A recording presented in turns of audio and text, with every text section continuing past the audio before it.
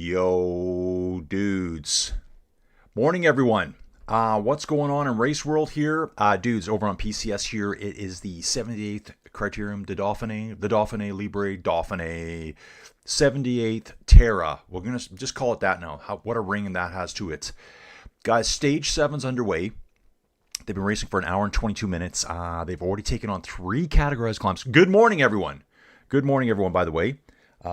Can't take that phone call. Sorry, dude. We cannot talk to you right now. They always forget I'm live streaming in the morning. So we've taken on 3 categorized climbs already today. I know I had the stream set up to go at 4:25 this morning, but absolutely zero feed from the World Tour. Toon Shots is here. No, say ha. Yeah, dude, I'm looking here already that 4 minutes back. It's looking like 4 minutes back right now. There was an interesting point. So it started out with the Category 2 climb, 5 kilometers at 6%. Then over the 2.9 kilometer long, 4.2%. That's a Category 4. Down back into the valley system again. And we climbed up this Category 2 here. What I'll do is I'll take you over to this guy here. So here's how we started today. We started north of Grenoble. We're in that general area here. We got Chambéry over to the east. Grenoble to the south. Lyon is to the west of us. We're heading north. We do a loop around and finish up with an HC today on the Grand Colombière. We also take on the Lacettes today. That is a really cool part. It's very famous. We will be getting to it. Where are the Lacettes? I think they're back here. Yeah. The Lacettes. Okay, guys, I need to look on air photos, really, is what I need to look on. We can look at Tour Tracker. Yeah, here they are. Lacettes, right here. They jam them in right here. This is a famous shot you've seen from the Tour de France over the years. I mean, the road's going back the other direction as it's trying to work its way up this ridgeline. On Tour Tracker right now, let me back up again. Over the Category 2 that occurred at about 25 kilometers into the race, like it was 3 categorized climbs in a row. On the descent here between kilometers, say 105 and 100, the race was completely neutralized there. Apparently there was gravel on the road and they thought it was unsafe riding conditions. No video footage of that. Hopefully we see something tonight. And to see how bad it really was. Maybe there was a work vehicle in there that just dropped a load of gravel or was bouncing at the back. You know those guys that drive along in their dump trucks and they don't have that thing over the top and the gravel's falling out, destroying your car? Yeah, I know who you dudes are. I know where you live. Yeah, that happens all the time here. Gravel just bouncing along the road. Will he get back on time? Dude, I know Toon. Dude, I love your name. Toon Shots here. Toon Arts, fantastic cyclists. Love the name Toon. In the valley system, guys, we will be taking on the Category 1 right away. That is the Lacettes, the Grand Colombière, and then we take on the Col de Richemont, and then we do the Col du Grand Colombière itself. We're going to zoom out a little bit here, get a feel to where. So here's our Category 1. This is the Lacettes, kind of on the flanks of the Grand Colombière. We're going to loop all the way around it. We bounce back down into that same valley we're in right now. So we're like in the valley, we're going to skim up, make it hard, skim back down to the exact same valley. Why take the easy route when we can take the hard way? Dudes, it's on. It is on. Lock in, dial in, guys. Look into my eyes. Lock in, bro. Lock in. Yeah, lock in. Eddie's here. Eddie's saying there are reports of a Seha crash, probably injury, that he's 3 minutes behind. Okay, guys. I haven't seen that yet. So apparently there's been reports of a Paul crash. He is apparently riding with Bissinger and Dan Houle. Dudes, it's 4 minutes back to Paul right now. Yeah, this is going to be a tough one for him. Especially just because not only this race, Tour de France is coming up. Hopefully he's not injured too bad. We're 3 weeks out. We're only about 3 weeks out to the Tour de France right now. I think it's the 13th today. Yeah, we're basically just over 3 weeks away. I think we're 22 days away. So hopefully nothing too major there.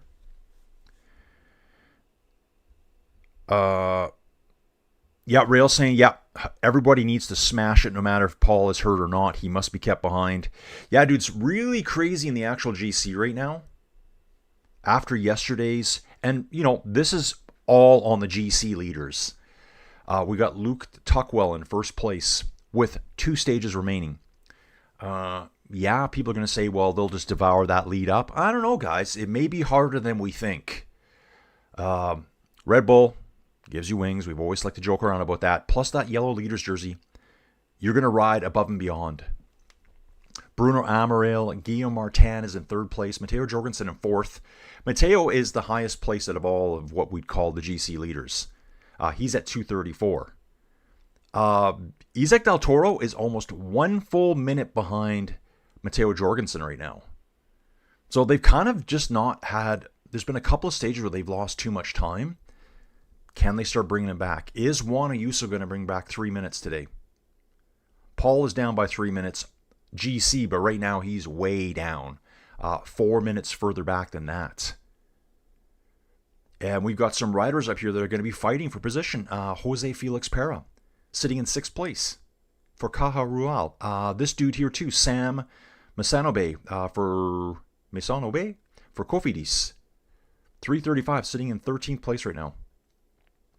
Tobias Haaland Johansson's in 12th. Jorgen Nordhagen, Isaac Del Toro in 10th. Skelmos in 9th. Juan Ayuso in 8th. Paul in 7th. More like, who knows right now. Let's look at the virtual GC. Ooh. Yeah, Paul will be down a long ways down right now. I'm going to say, yeah, there he is. He's fallen 20 positions right now into 27th. How serious is that injury? I have no idea right now, guys. So we're just getting rumors here that something's happened, and he's now currently 3 minutes and 50 seconds down. So we got multiple attacks going out the front, guys. Kevin Vermarque, Quinn Simmons, Leo Bisio, Andreas Krohn, Sean Quinn, Peo Bilbao, George Bennett. There's that dude again. This dude gets in a great breakaway one day, finishes high up, and vaults himself up into the standings, sitting in 13th place overall now for Cofidis. So, dudes, he's riding above and beyond. And he's going for it again. I think once they get that little taste of confidence, like, yeah, dude, I can really do this. These guys can't always chase us down if you can get into the right group. I want to look up Andreas Krohn here. Having a nice ride here himself. Was in that long breakaway on stage 4. That was the volcano stage. Le Puy en Velay. Was in a break for 100 kilometers. Finished 6th on that stage. That was in the big sprint. At the finish line there. Yeah, Simmons, Fisher Black, Matteo Vircher, Frigo, Garcia Pena, and Andres Krohn coming in there at the end. I think that was the sprint day, wasn't it? Yeah, it was the sprint day. With that breakaway group. The breakaways are dominating, guys. It's 15 seconds back to the main peloton, so they're real close. I do have video feed through Flow, as in we're going to be showing you the video soon. Pretty soon we're going to get that dirty feed that we love so much. Dirty feed, guys. I'm going to turn the brightness up. Where's everyone on a Saturday? Where is everyone on a Saturday? It seems like more people watch through the week. Okay, just going to back up, guys. Eddie, I'm seeing that Paul has 2 teammates with him right now. I'm not sure how correct this is. I'm gonna be bouncing around back and forward between all these things here. I want to see who we've got here. I think I can zoom in a little bit on that. These are our groups on course here. Head of the field. So Clement Brazafonso's up there. He's going after points today. Bissio, Vermarque, Sean, Quinn. What didn't it say? Quinn? Yeah, Quinn Simmons is there as well. So we got Sean Quinn and we got Quinn Simmons. This always throws me off. Second group on the road is our yellow jersey. This should be the main peloton here.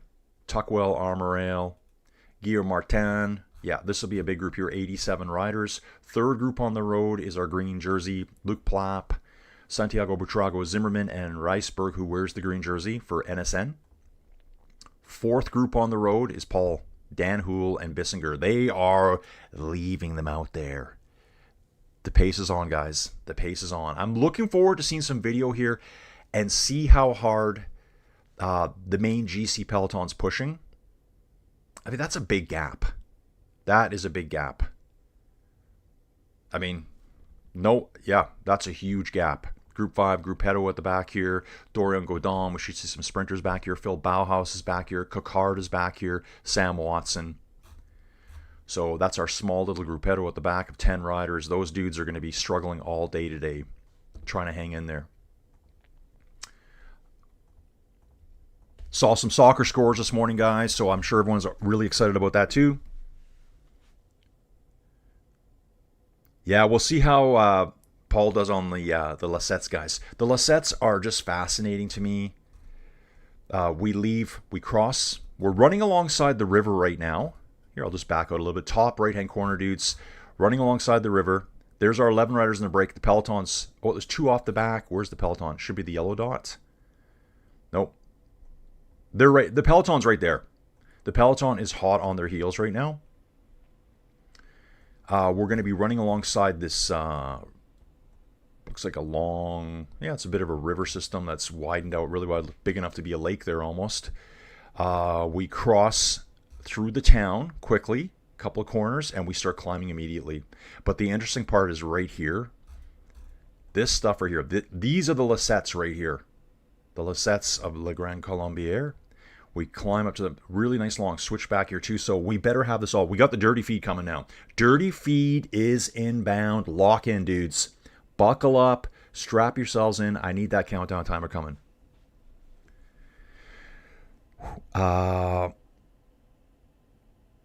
Okay, Toon saying you can see the crash if you scroll down on Pro Cycling Stats. Okay, so it was mentioned there. Rail saying, if Seha is out, then it's an almost open highway for Del Toro. Jorgensen and Tuckwell can be a problem for him. Dude, I'm going to say right now, Tuckwell's going to defend today. Tuckwell will defend today. I mean, guys, can you imagine? I mean, what happened last night at the Red Bull team meeting? Yeah, guys, you know, he's not a GC rider, so yeah, we're going to let those GC guys come back and just take it from us, and we're not going to fight because... you know, we're just not really good cyclists, so we're just going to hang out and do nothing. And Orr was like, dudes, 2 days. 2 days of hard riding? 2 days, mofos. And then you've got 3 weeks to recover for the Tour de France, any of you guys that are riding the Tour de France. So you're going to bury yourselves for the next 2 days to help Luke win this race. Let's bury ourselves to help Luke win this race. Dude, I'm saying there's a chance. Luke did a phenomenal job yesterday to get in that move. It's not like they brought a ton of time back on him. We saw Paul and Isaac Del Toro chasing. We saw Matteo chasing. They didn't pull back tons of time. He was fighting them all the way. So I'm really excited to watch this today. Yeah, it's Rail saying it's nearly impossible to decommission Paul. He's a lab creature. Eddie's got some World Cup stuff here for us. 1-1 draw, Canada versus Bosnia. That will be the first point ever for Canada in World Cup history. Didn't know that, dude. Mexico beat South Africa. USA destroyed Paraguay 4-1. Rail here again. It depends on the upcoming Lissette's climb, how he feels. Does he end up finishing the stage? Eyes are hurting today, guys. Dudes, just under 70 kilometers to go here. We're gonna bounce around a little bit. Bouncing around a little bit here. So you can see here the Lassettes de Grand Colombier coming up. In this group up front, we got 11 riders here. Brazafonso will be collecting points. Let's take a look at the mountains classification as of today. Brazafonso has 40 points. He's already picked up 6. Baudin had 14 from his exploits. Ben Tomaso, he's really got it locked up right now. Not a ton of points available today. I thought there would have been more with the HC finish. They kind of, I think they goofed this one up. So we get 10 for the Lassettes. 5 for the Col de Richemont, and only 15 for the HC Summit finish up the Grand Colombier. I think that should be 20. That should be 20 points. I don't understand how they do this.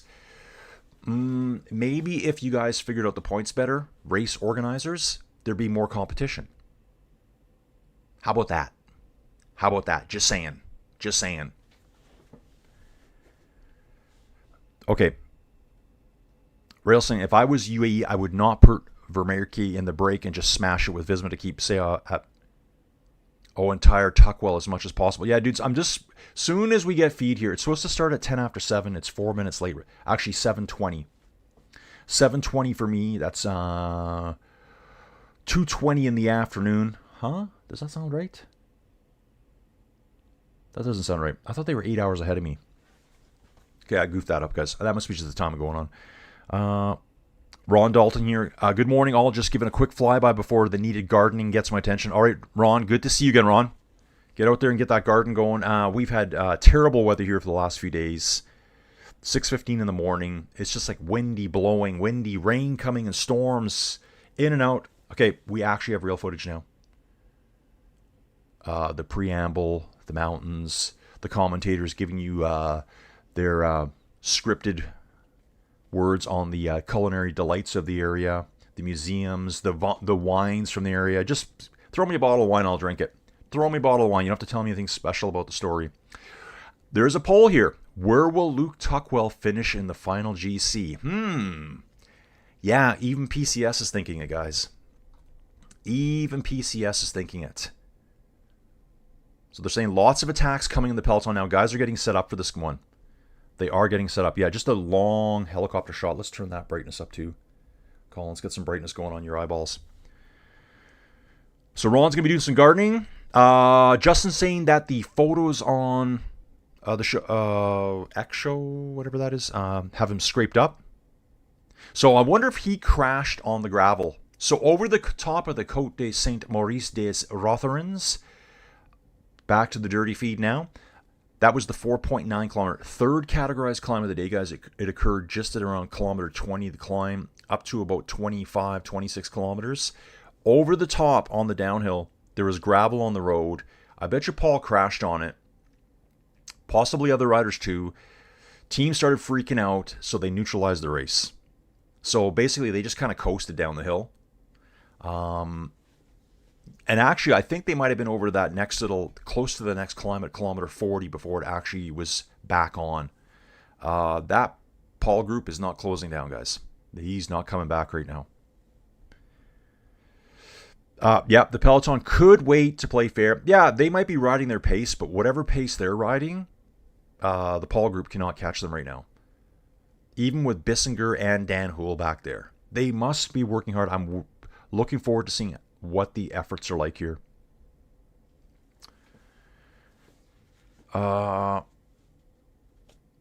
Okay, so Railsing, I don't know what Bohr doing with Fisher Black, unexpectedly dropping out of the race just to start in the upcoming Tour de Suisse. Let's take a look at that, guys. I didn't even see that yet. So Rail's got a good point here. Yeah, Finn Fisher Black drops out of this race. Yeah, he will be doing Tour de Suisse. Well, he'll be going there to support Poggy over at that race. Tour de Suisse starts in, what's that? 4 days. Middle of next week or something. Tuesday, Wednesday, something like that. Yeah, I think that's Wednesday, I believe. That's a 5-stage race there. I'm going to take a look at that right now. So over at that race, we got Poggy there, Mikhail Berg. Gross-Schartner, McNulty, Dolman, Novak, Niels Pollitt. That's the UAE team. Van der Poel's back. Mathieu Van der Poel is back, driving the Lambo to the race. And if we look at Red Bull, there's Finn Fisher-Black. Yep, he's there with Primoz, Emil Herzog, Alexander Vlasov, Finn Fisher-Black. Should be interesting. I don't know if the race quality... Yeah, the race quality at this one is not as good as the Dauphine. Visma, Lisa Bike, Louis Barret, Matty Brennan for sprints, Kelderman, Kreisfike. Still riding. 39 years old. 39 years old. Has a contract through the end of this year. Did the Tour of Romandy, the Azulia Basque Country. Didn't finish that one. Tirreno Adriatico finishing 5th at the Tirreno Adriatico at 39 years of age. 43rd at the UAE Tour. So having a decent year for 39 years old. Yeah, that's kind of interesting how they did it. Let's DNF you here. Go rest up for a couple days. Or DNS you. And then, come on guys, get the feed running for the climb. Guys, they should be just down before that small town now. Yeah, they're in it now. They're actually on the climb now. The very most lowest ascents, gradients of that climb. So they pass through the town, still getting dirty feet. And there, the 30-second timer just kicks in right before my eyes. That's what she said. From Ron.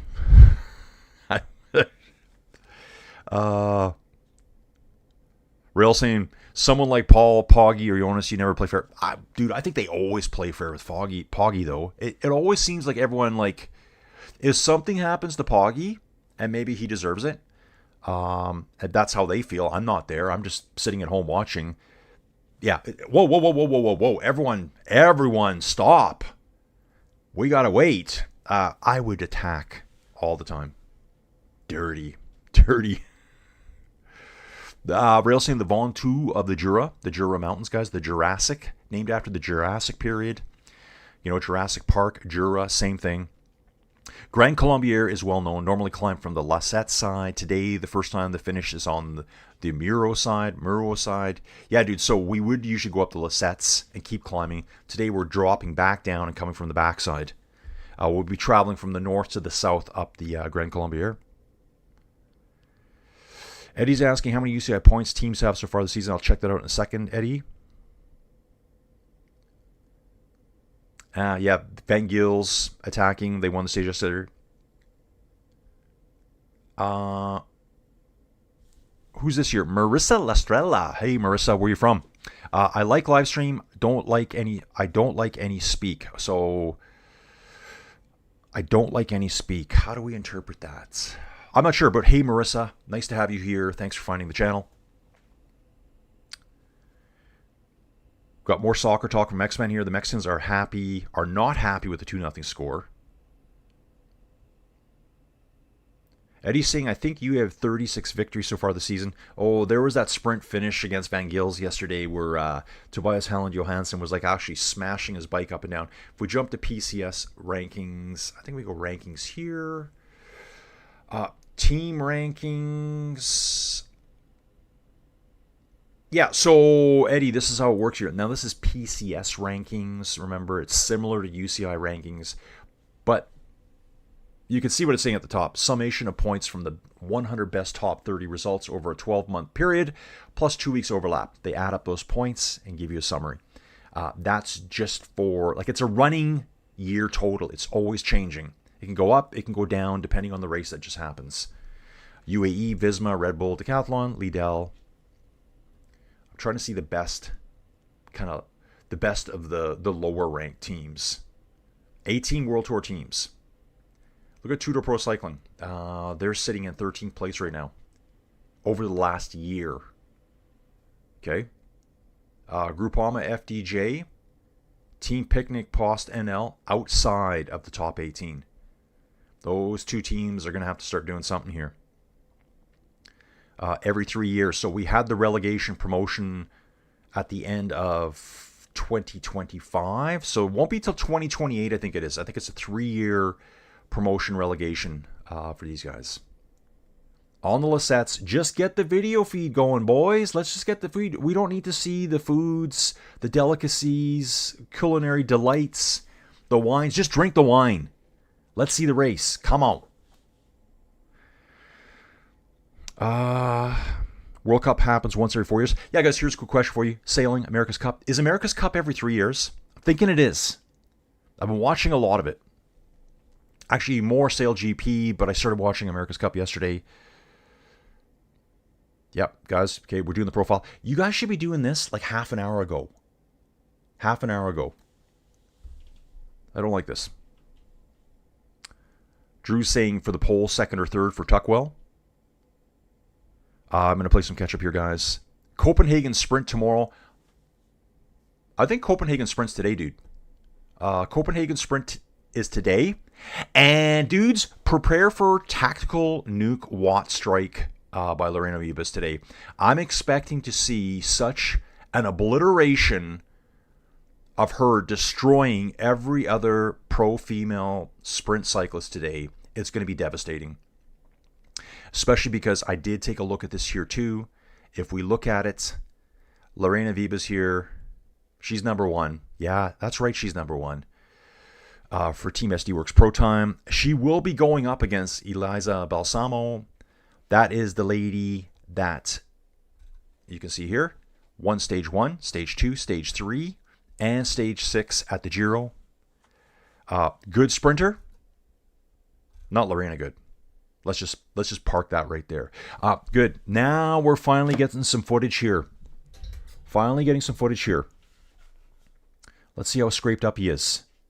Trying to figure out what's going on. So we got 62 kilometers to go. Polka Dot Jersey's in that group. They're on the climb right now. 4.6 kilometers to go to the top of the climb. Main peloton is at 8 seconds. Seha group is at 2:26 back. So, yeah, we got the, I'll be watching the Copenhagen Sprint here too, guys. I don't know if I have that on Flow Bikes, but I'm just going to follow along here and cheer Lorena on when she destroys the field. After her, it'll be full vindication for her. I'm sure the bike will be, you know what, dudes? I'm going to say this right now. I bet you Lorena's bike could be 2 kilograms overweight and she still win the sprint. Let's just say it. Let's just say it. Disagree with me. I don't care. Yeah, Rail, I thought Remco would be riding Suisse. What's Remco doing? Feeding his ego by smashing records and training rides. Fab Cycling's here. Morning. Dudes. Let's get these numbers up. It's slowly starting to grow here, guys.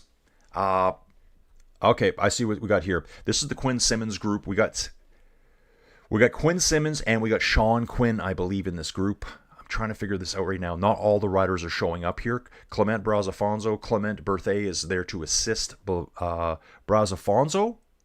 Ineos rider is Laurence de Plus. Net Company Ineos here, 30 years old, from Belgium. Taller dude. So he's heading up the road here. What happened to Oscar? Yeah. What happened to Oscar yesterday, guys? Oscar Onley, not in the race anymore. Did it say that earlier on? I don't think I've mentioned that yet. Yeah, Oscar's not up. Did not start stage 7. I think yesterday he finished 127th. Yeah, look at this. He finished 127th yesterday, making him fall from second place overall. Was he in second yesterday? He was right up there with the GC group. Fell to 60th, does not start today. I'd be like, hey, let's go home and let's rest it up. Let's figure out what's going on. He's got 3 weeks to dial this back in. One of the GC contenders. Right here, guys. I did hear from Steven Cycles. He did have a crash. That's right. I love this. Out with a shoulder luxation. What is a luxation? Separation? Broken? He crashed on stage 6. So I actually do remember that now. There was quite a few crashes on the descent yesterday. I think Rail mentioned it. Was it the third climb of the day? I know you mentioned it, dude, that the descent was very sketchy. And there was a bunch of guys that crashed. Oscar just kind of got missed, I think. Kevin Vauquelin gets dropped by the peloton. Vauquelin not on fire here, guys. Front group, we got Duplice and Carlos Rodriguez for Net Company Ineos. Valentin Perry-Ponce there. Ooh, this looks sketchy here, guys. This looks sketchy. 51 right here. Ooh, yeah. Yeah, Paul's beat up pretty good, guys. Paul is beat up pretty good. His right side, his right lower abdomen, jersey's torn right through. Looks like his right elbow's got it. He's talking to the rider ahead of him right now, who's pacing him. That's definitely not Dan Houle. Who does he have left here? For decathlon. It's Aurelien Peripontre. That's Aurelien there. Let's just have a sec. Who is that? Just trying to see who that was there. Wow, I thought that was Valentine they were passing there for Soudal Quickstep. Could that? No, there's no way. That's what it looked like to me. Dude, yeah, some great imagery coming through here right now. 10, 11 riders in that front group. 25 seconds back to the peloton. They're within, they're going to reach them here soon, guys. They're probably just going to let them dangle here. Yeah, 10 riders it looks like. 10 riders in our front group. They're saying 25 seconds to the peloton. Group Seha is approximately 2 minutes and 48 seconds back. So that puts them about 2:20 behind the GC peloton. And looks like UAE is getting rammy today, guys. UAE has 3 riders in front of Isaac Del Toro. Luke Tuckwell riding right behind Del Toro. 2 Visma riders. Then the Lidl Trek squad, followed by Uno X. Whew. Yeah, I think Remco has just gone into, he's gone ghost, he's gone dark. Remco has gone dark. He's like a shadow, he's like a ghost in the night. No one knows. No one knows what's going on with Remco.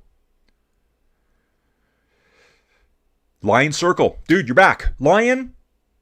Dude? You are no longer a lurker. He's saying just reading that Oscar only is out of the tour after his crash yesterday. Lion, where are you from, dude?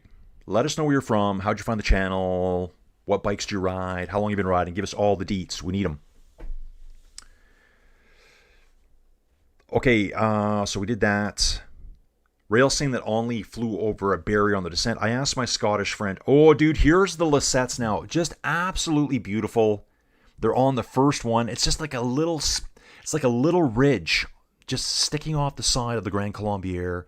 And the way they built this road, absolute insanity. Here in Canada, this road would never have been built. Never. We would like, yeah, no one goes there. Just, yeah, figure it out yourself. The results of the poll, total votes, there's over 2,100 votes, and number one pick was he'll finish between 4th and 10th. Almost 1,000 votes there. There's over 600 people saying he's going to finish between 2nd and 3rd. And first place, 450 people are saying first. I might be in that group, guys. I think Tuckwell is going to fight all the way now. Paul is suffering. All the GC guys are hurting right now.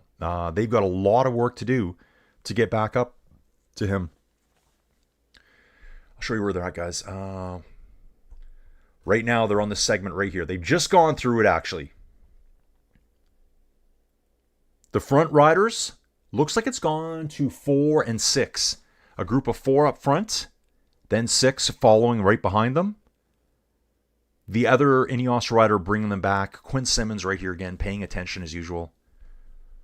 He is right at the front again. It's been kind of a different race. I'm liking these different tactics. I'm liking the breakaways getting bigger and stronger, making the GC guys really have to work hard. Dude, I love this. All right, lads, the tomatoes are calling. That's going to be kind of... Well, that's going to be one of our new things around here, guys. All right, the tomatoes are calling. Instead of a nature break, all right, lads, the tomatoes are calling. Actually, how about the pleasure, the privilege is mine. Thanks for being here, everyone. The pleasure, the privilege is mine. You guys know that song. Go Quinn. Oh, Eddie's talking about the men's side. Yeah, dude. Number 1 sprinter in the world, Lorena Vibes. Yeah, dude. So, yeah, the men's race. I forgot about that one. Ron, peace out all. Dude, I like that too. Peace out all. I've been actually having a lot of gardening talk lately. One of my friends, she gardens like crazy, so it's all gardening talk these days. Gardening, gardening, gardening. Grows everything on the planet, makes everything on the planet, and I don't grow a thing.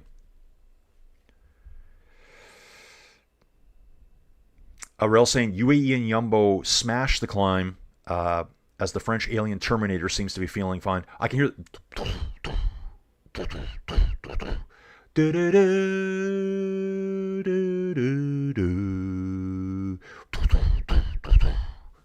Paul's coming.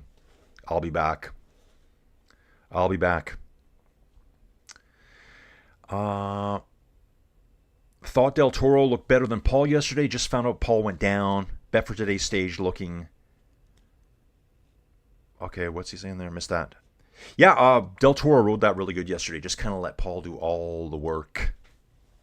Let Paul do all the work. Yeah, so the back of his jersey, the numbers are shredded. No damage there, it looks like. But it's his lower abdomen and his right thigh. Ooh, and both his elbows underneath here. All you can see is dried on dark red blood right here and here. So he went skidding, elbows out.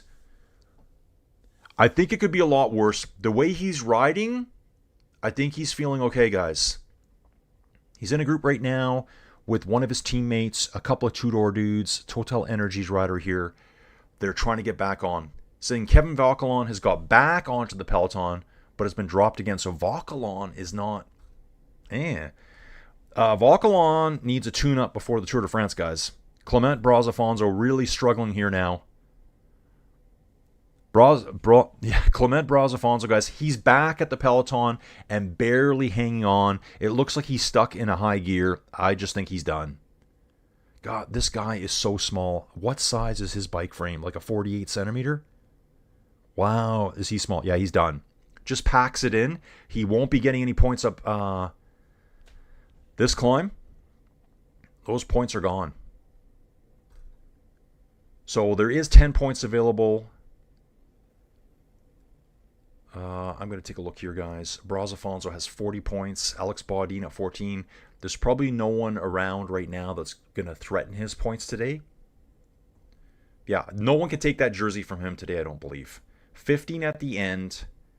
5, 20, so there's 30 points available. Yeah, no one can really take it. The only rider that could is Alex Baudin or Ben Thomas, and they're nowhere near the front either, so... He's going to just drift back and survive today, I think. Quinn Simmons, Lawrence Dupuis, Carlos Rodriguez, yes, dude, and George Bennett in this front group. Saying the peloton's at 15 seconds. There's a couple more riders here, too. Quinn Simmons is in this group. Okay, we got him there. Here we go. Clement Berthet. So he survived. He was up there with, you can see here, Clement Berthet. He is 28 years old. French rider. He was riding with Brazafonso. Brazafonso has just blown up and has gone out the back. Peloton is staying close today. They can't let the lead get any bigger. All these dudes in the peloton, they have to take significant time back to get back to the actual GC, guys. Let me just show you this. So guys like Jorgensen, he's 2 minutes and 34 seconds down. Guys like Paul, he's 3:06 down. And that doesn't include the road time today. Ayuso's 3:15 down. Skelmos is 3:15 down. Del Toro's 3:22 down on Luke Tuckwell, who's riding at the front.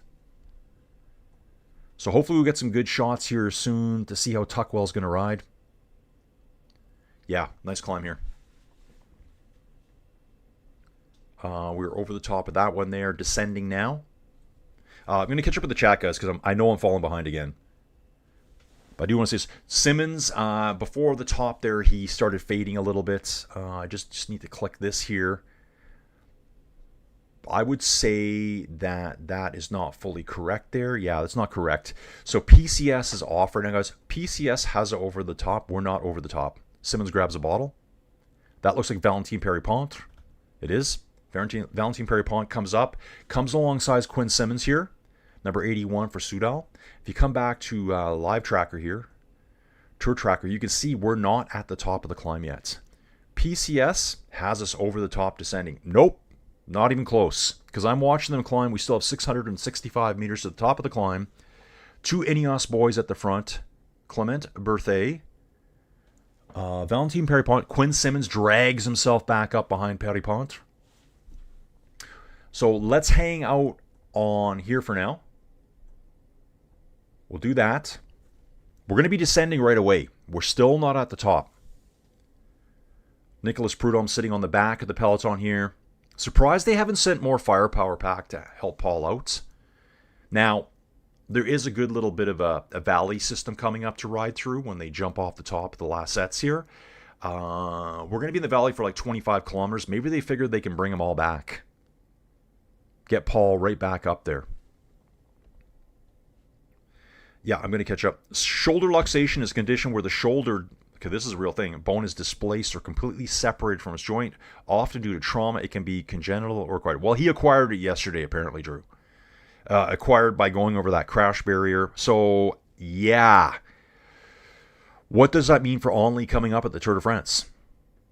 3 weeks away?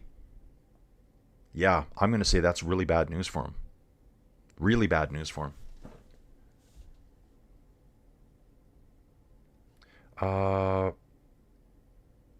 Rail saying the descent from the Lisettes is also quite sketchy. Fast, narrow roads, switchbacks, all the stuff. Salvadelli loved. Guys, we can take a look at that here. We are over the top now. Paul is 1 minute 40 seconds behind the yellow jersey group, so he's slowly coming back. So I think that's the plan. There's no panic. Maybe his damage is more superficial. They haven't sent the full team back to help him. There's riders here I'm watching right now. Funny here. That might have been Prudhomme there, number 56 for Decathlon, sitting on the very back of the peloton, and he's looking back all the time. He looks back again right now. He's like, he knows his boss is coming. And actually, he lets off. Now I think he's going to drift back. He was easily pedaling there. He just let off. 56. I think that's Prudhomme right there. We'll jump back to that. Yeah, Nicolas Prudhomme. He's going back to help Paul now. I think now they're thinking, well, okay, maybe we need a little bit more assistance back here. Let's see if PCS fixed up their stuff. Yeah, see here now? They backed us up. We were halfway down the Lisettes, and now we're just over the top. Quinn Simmons, Duplice, Rodriguez, Valentin Perripont, George Bennett, and Clement Berthet in the front group. Peloton at 30 seconds. The Paul group here is saying 2:18. I'm seeing that as well here. Flow Bikes is giving me 2:19. This Decathlon car, you better be careful. We've got 2 Decathlon riders here. Aurelien Perripont is with Paul, and there's a Bora rider here too. Just totally wheel-sucking that Decathlon car. That's Maxime Van Gils. Van Gils is with them. There's also a Total Energies rider there that's been with them for quite a bit. This is Jeffrey Bouchard. And they're now going past the polka dot jersey owner, Brazafonso. He's probably like, I'm glad I got the lead because I'm going to get blown up today, dudes. Getting absolutely blown up. Paul looks really good, guys. Paul looks good. The new Super Alien, full disclosure, Paul is coming right now, guys. Full disclosure, he's coming. I think he's looking good. I would have liked to have seen the crash just to see how bad it was. Probably close that down. We can probably pin this tab here. I will come back to this for a little bit. So this is kind of our situation on the road, guys. How do I pan this along here? Do I got to roll down? I'm not even sure. I'm going to zoom out a bit, guys. That's where we're at right now. We're over the top of the Lisettes, the Grand Colombier. Going to go back down into the valley system. Yeah, this road, it's forested. Yeah, and dude, rail, you know your roads, dude, because this road is very narrow, very little runoffs. Yeah, I could see Paul not pulling back much time on this descent right here. Not the greatest road surface, it looks like. Very curvy in places. Doesn't really show up all on the maps. So they're going to be heading down to the valley system here.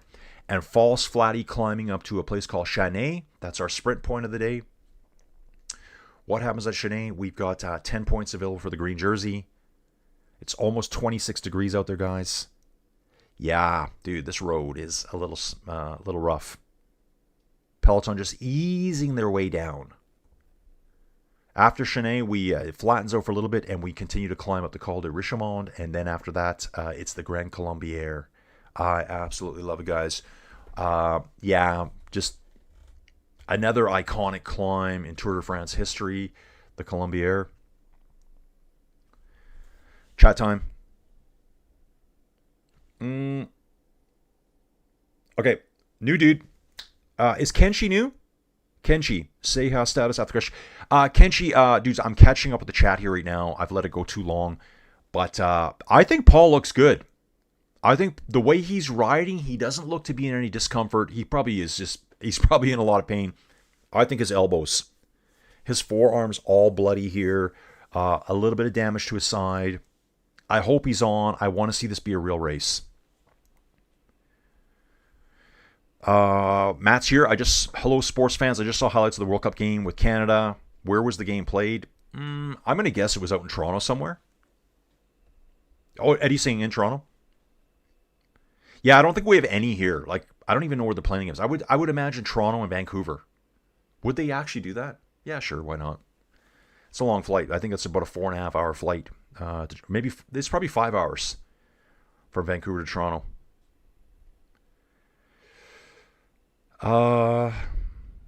Rail, I've seen the Canadian Championships will be held in St. George's in the backwoods of Quebec. I believe the Tour de Beauce takes place over there. Yeah, it does.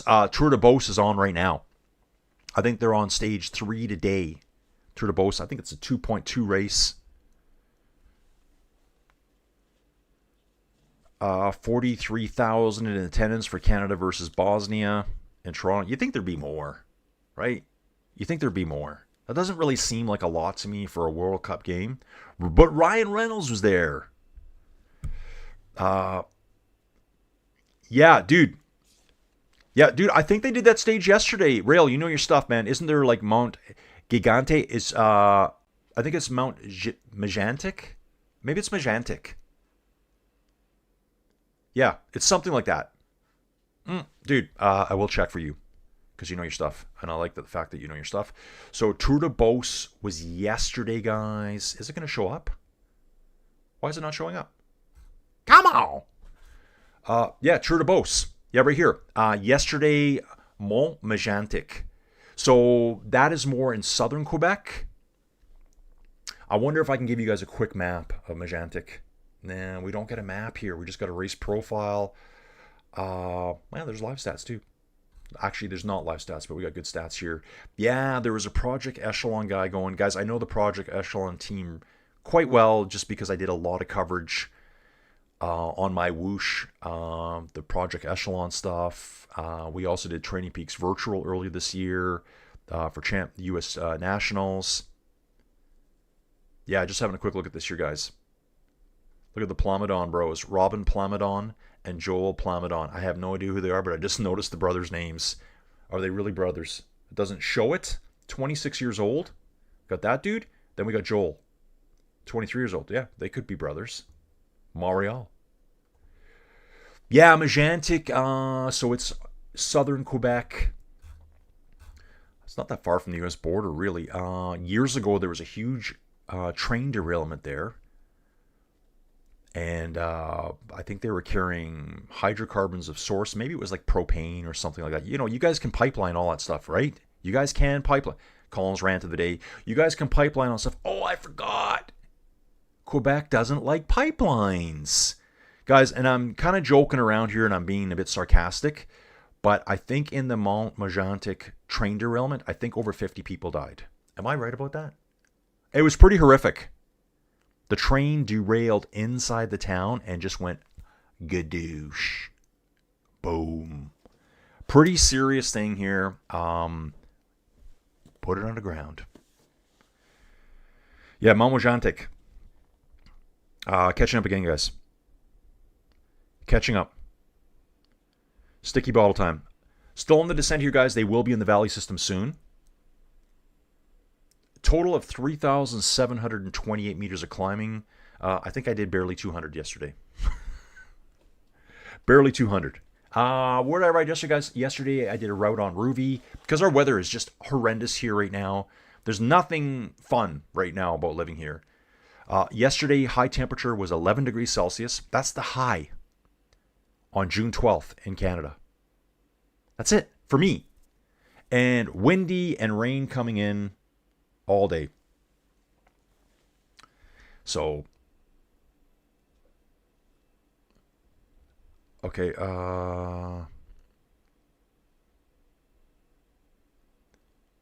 Okay.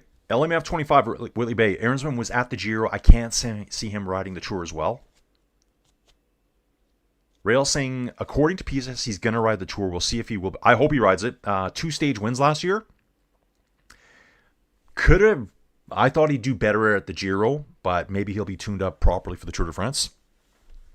6 riders in our front group, guys. Peloton sitting at 45 seconds now after the descent.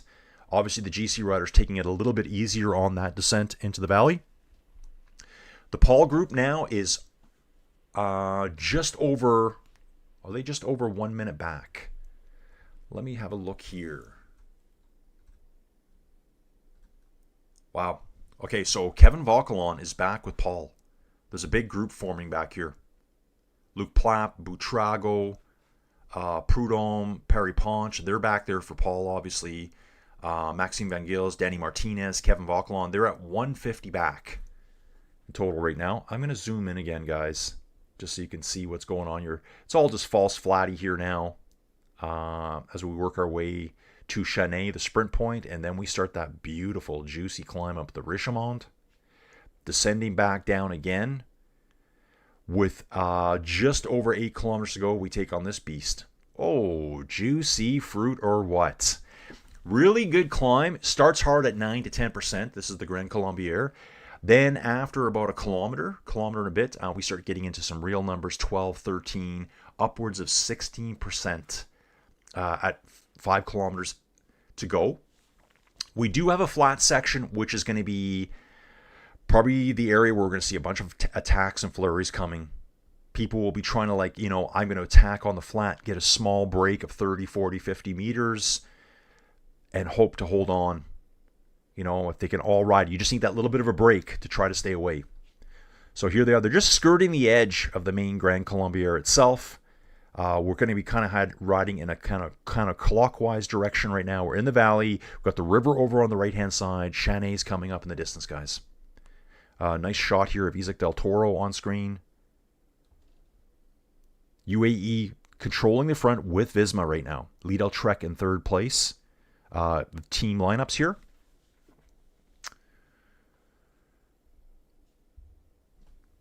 Okay, Eddie's saying yes, Colin. It is Toronto and Vancouver. Okay, so it's just Toronto and Vancouver. That makes sense. It's probably, our 2 biggest cities. Oscar Sevilla was riding at Tour de Beauce. Was he really? Did I miss that? Dude, how did I miss that? No, yeah, I think I know. Oscar Sevilla, isn't he like 49 years old or something? And I forget what team. Doesn't he ride? Does he ride for? Where is he? Yeah, there he is. Yeah, he rides for a Colombian team. Yeah, he rides. He's still racing. He rides for a Colombian team. Last year, we watched him at the Maryland Cycling Classic right here, and he went on a huge breakaway. Maryland Cycling Classic yesterday, he went on a... Yes, last year, he was in a 70-kilometer breakaway. That was a really good race, too. It's only the 3rd Maryland Cycling Classic. It's a 1-pro race. But, dudes, we had Jonas Abramson there. Sandy Dujardin won it. Kind of a surprise win. Massive storm during the race. Marius Meyerhofer was there for Tudor. That's their sprinter that was there. Brandon McNulty, Mauro Schmidt. Guys, tons of big names. Warboss. Where is he? William Bloom-Levy there. Matthias Kopecky. That's before he joined Unibet Rose Rockets. Yeah, really good race. I like that race a lot. Yeah, take a look here, guys. Only looks like 44 riders finished the race. Look at all the DNFs. Just a schwack of DNFs. Skelmos was here. Skelmos crashed out early on. But yeah, Oscar Sevilla was there. And himself, and I can't remember who else it was. Well, we could figure that out real quick. Yeah, he was with one other rider. They went on a 70-kilometer break early on this laps. Still racing. He is 49 years old. Hands up. Oscar Sevilla still getting it done. Okay, dude's in the valley system now. Slow, false, flatty climb here. Working our ways up to Chenet. Peloton is quite stretched out right now. Can see a bunch of team cars ahead, so you know the breakaway group is just up around this corner. We've only got 5 riders in it right now. Quinn Simmons has dropped out. Let's see. Drop back. Okay, so that's the main GC Peloton there. I'm looking for Quinn right now. Has he been sent back to help out? It's 1 minute from the front 5. Okay, what's going on here? Decathlon. Oh, Decathlon UAE getting into it. UAE rider and a Decathlon rider beside just both doing the hand flicks at each other. Both flicking hands. Let's go. Let's punch each other. God, guys, you got those skinny little arms? Good luck. Yep, Quinn sits up, taking on a gel. Looks like he's actually having a cigarette right now. Wouldn't that be cool? Lights up a ciggy. Not that I detest smoking. But just he had something sticking out of his mouth, and it looked like he was getting ready to light a ciggy. Yeah, Quinn goes back, waits for the teams to catch on, starts grinding. He's not going back to hide in the back of this group. He's going back here to do work for his leader, Juan Ayuso, and Skelmos. Yeah, we are 140 from the front to Paul. And this is the Paul group right here. I'm going to say, Clement Brazafonso just jumps onto the back. There's probably about 10 riders back here. Probably about 10. Oh, wow. This road traffic they have here is absolutely horrendous. Why is this here? I don't know if you guys can see this, but they've got these barriers set up in the middle of the road to, slow traffic. Why do they have that? Because it stops traffic from both sides going in a flow. You have to swerve around them. Weird. French, very weird. Drew's got it. Lac Mégantic rail disaster occurred in Quebec, Canada, 2013, when an unattended freight train carrying crude oil derailed and exploded, killing 47 people and destroying the town. Exactly, dudes. We don't like pipelines, though. I hate to be a dick, because I kind of am. Pipelines are safe, guys. They're safe. Pipelines don't blow up that often. Pipelines leak. They have pressure monitors. So there's a pressure station down here, and there's a pressure station over here. This one goes, hey guys, pressure's dropping. What's going on? Shut her down, boys. It's probably all automatic. You get shut down. All the cars are peeling off to the side of the road here. This is kind of dramatic. What's going on here? This is our chase group of Paul coming up. They're being told to get out of the way. They're being told to get out of the way probably by the race director. Guys, out of the way, because these 10 dudes are probably really surfing the cars hard and maybe getting a wee bit too much assistance, guys. So yeah, that Mégantic, I think there's a documentary about it too somewhere on YouTube. Pretty devastating what happened to that town. Feel bad for those people. Yeah, it's kind of scary. Yeah, 47 people were killed in that. Oh, okay. So the Stadium for Canada versus Bosnia was at full capacity. The one in Vancouver will have 52. You'd think they'd have more, though. Why not play it at Sky Dome? Yeah, just figure it out. I don't know. I think that can seat a lot of people. Pronunciation, Colombier. Colombier. Colombier. Yeah, okay. Travels with Tony's back. Hey, Tony. Drew went back up Colombier back in the day to watch a tour stage.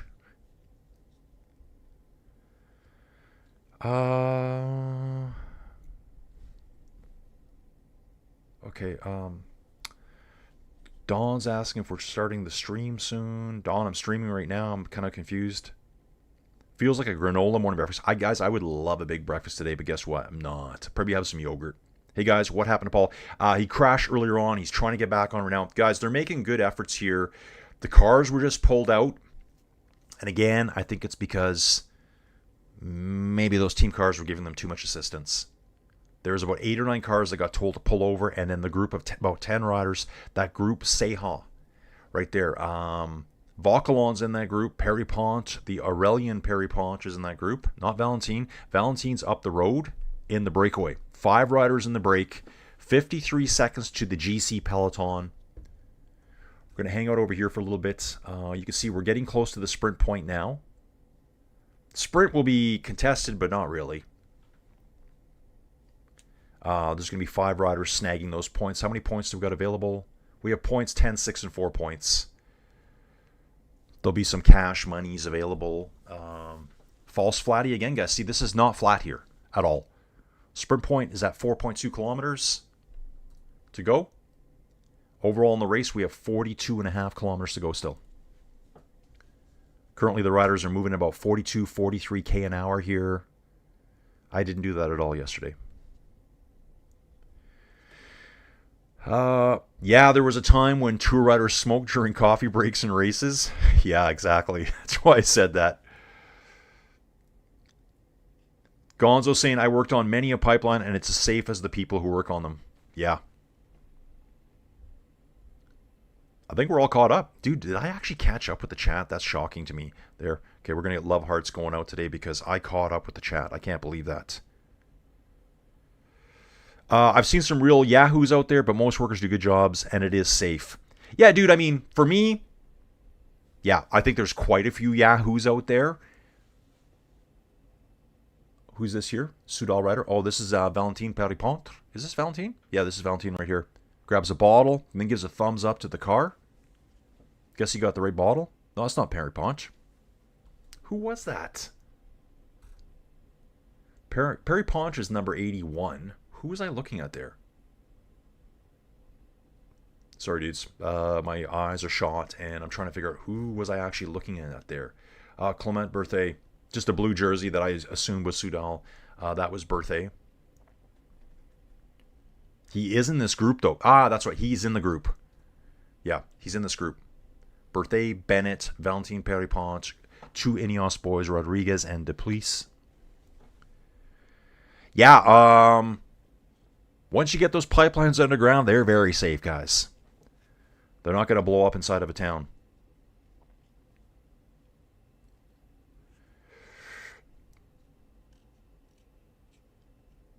Okay, Standing Rock. Okay, Drew's talking. The issue with Standing Rock in South Dakota was the white folk didn't want the pipeline safely traversing one river in whichever city. Thus, they forced it onto the reservations and 4 rivers. Okay, yeah. That's the old not in my backyard syndrome. NIMBY. Yeah, we want it, but not here. It's kind of like the data center outside of Olds. I don't want it at all. I don't need faster internet. I'm good. I don't need more AI. I don't need machine learning. I don't need any of that garbage. I don't need fakeness. Guys, you know, it's like all this stuff on YouTube. Half the people you're watching like on YouTube now are not even real people. There's like people that are almost celebrities now. No, that's fake. They always happen to be pretty women too. I'm noticing that a lot. Why am I noticing pretty... What? Long pause right there. Colin, stop now. Stop now. The race is closing in on Col de Richemont. It's an easy climb north of the Grand Colombier. Col de la Biche system. It was climbed in the 2012 Tour, but from the other side. That's the beauty of these climb, guys. There's climbs, roads going up everywhere. And I keep joking about that. We don't build those roads here. It's like, oh well, there's no road. Video is paused out here from Flow Bikes. I'm not sure why. It's really lagging out. Hopefully everything's okay with the stream. This kind of freaks me out a little bit. Eddie saying Movistar is set to lose their main sponsor next year, so Movistar is out. Okay, while people say it's the Jura, for me, the real Jura is a bit north, starting from Bellegarde. Yeah, the Jura Mountains, guys, named after the Jurassic age period. Rail saying Movi often had sponsorship issues, but since they've existed since the 70s as Cass, Sean Kelly's team, I think they'll be okay. Oh, right here. Johnny's saying, but oil and gas plants can be dangerous. I once had to go into a fire to get a man out because the firemen were a little slow. Yikes. Yeah, guys, all this stuff is kind of dangerous. Oil and gas work is extremely dangerous. If you've seen guys working on drill rigs, yeah. Whipping those chains around, heavy equipment, pipe everywhere. The accidents happen all the time. I'm looking for my feed, guys. Okay, guys, I got to back up this part because I don't think that's live anymore. Really bad feed coming through right now. So I've lost my video feed. Yeah, there it's gone. It's stalled out. But everything else seems to be working fine here. I'm going to head back to Tour Track for a little bit and see how they're moving. Yeah, here we go. Over the top of the last sets, it was Clement Berthet getting 10 points. Carlos Rodriguez, 8. Valentin Perripont at 6. Quinn Simmons, 4. Duplessis, 2. And George Bennett, 1 point. That's over the top of the sets. It's probably going to be something similar to that through Chenet here.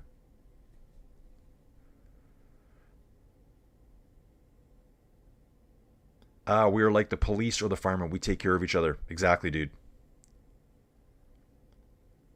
So, Johnny, if you didn't go, what would have happened to that dude? He's saying, super glad I did. The dude came out fine. So, yeah, dude, scary. Industrial accidents are brutal. But we all need that stuff.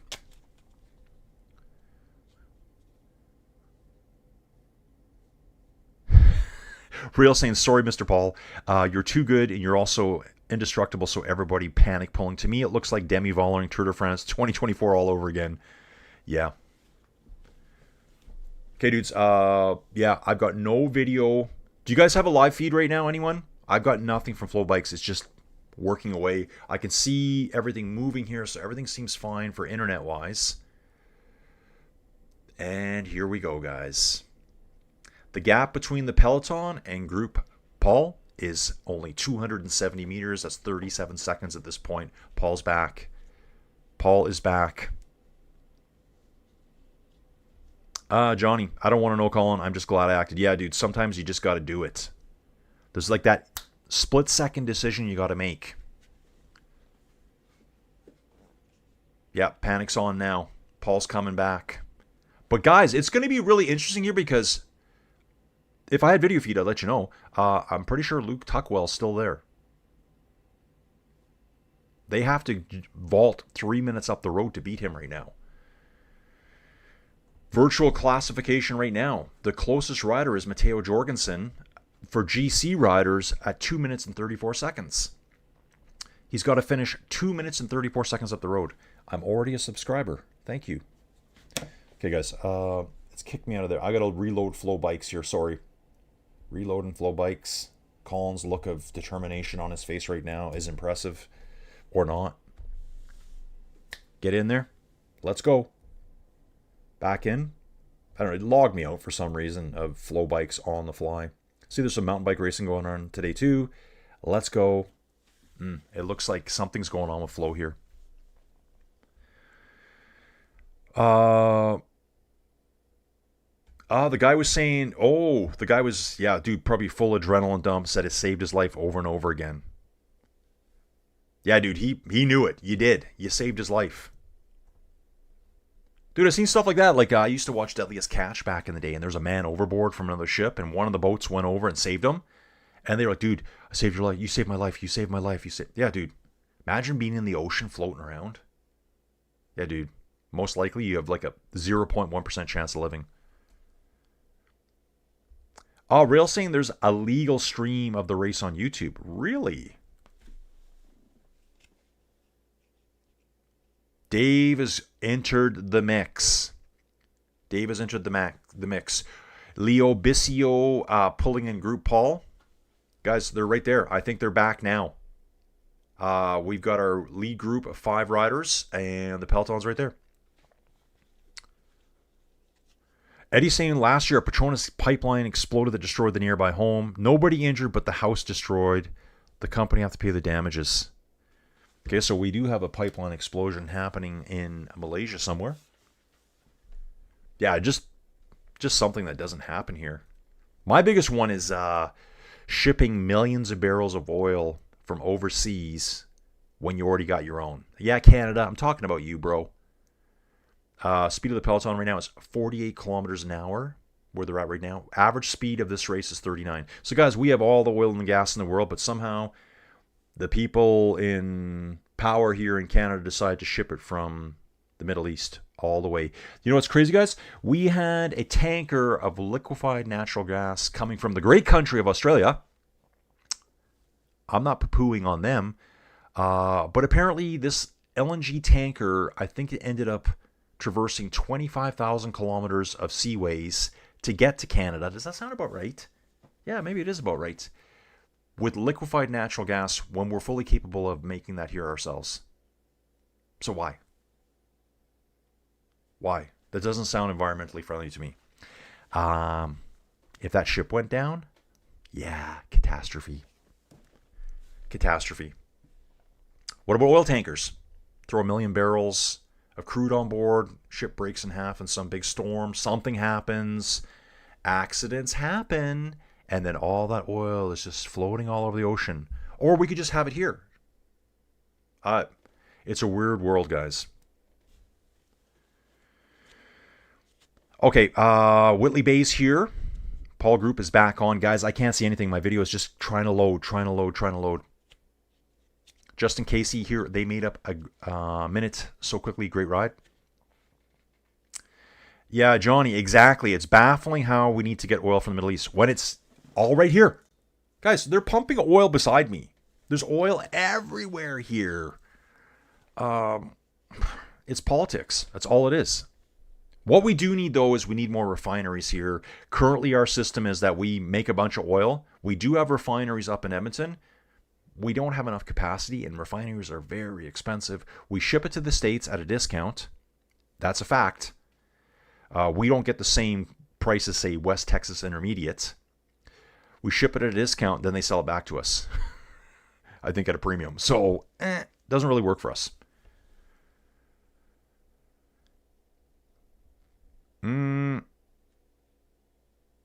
Dave St. Colin, you can't expect logic from politicians or business drones. Dude, yeah, it's... I think we... Come on, Flo. Sorry, guys. I have to try to log in again.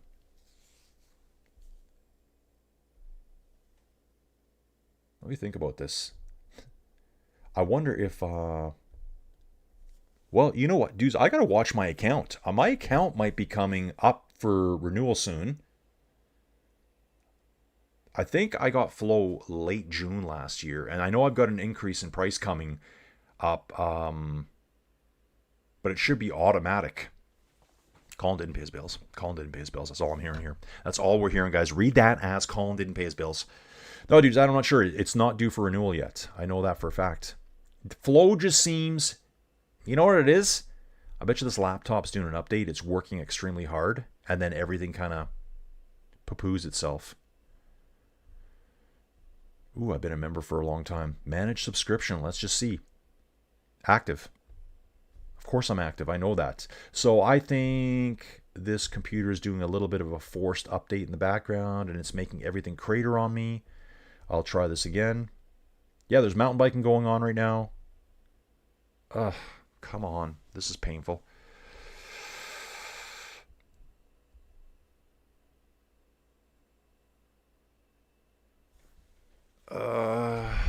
Okay.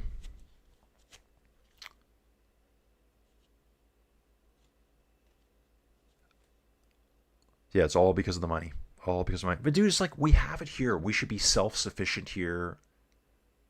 It's probably the same as a lot of things. It's just, I don't know. Deals are made, contracts are in place, backdoor deals. Johnny's saying oil is not that scarce. Yeah, I agree with that, dude. There's tons of it. Neither are diamonds. Yeah, diamonds are the biggest joke going to me now.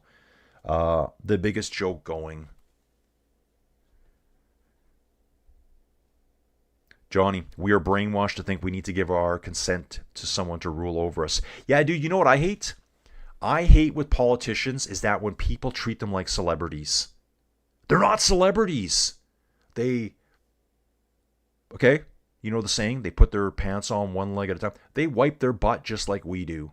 They're idiots just like we are.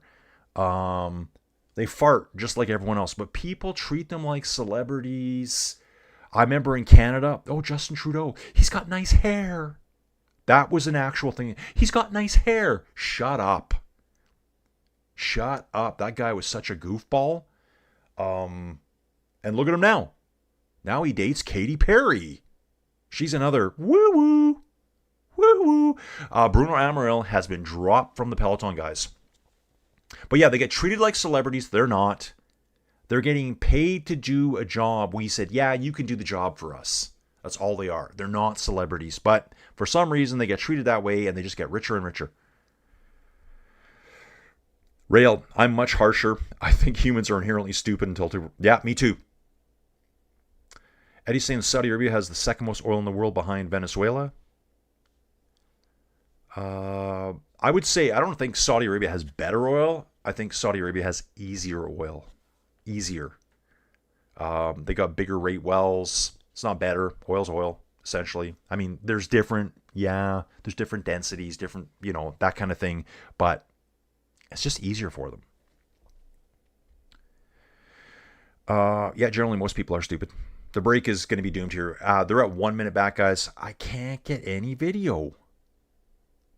Okay, you know what? I'm going to try a different video feed here on Flow and see if I can see that. Let's watch some mountain biking. Oh, the Copenhagen Sprint for the women. Will that load? Yeah, the Copenhagen Sprint loads immediately. So there's something going on Flow with that. I'm just going to have this for a bit here. We're going to watch Lorena dominate anyways, guys.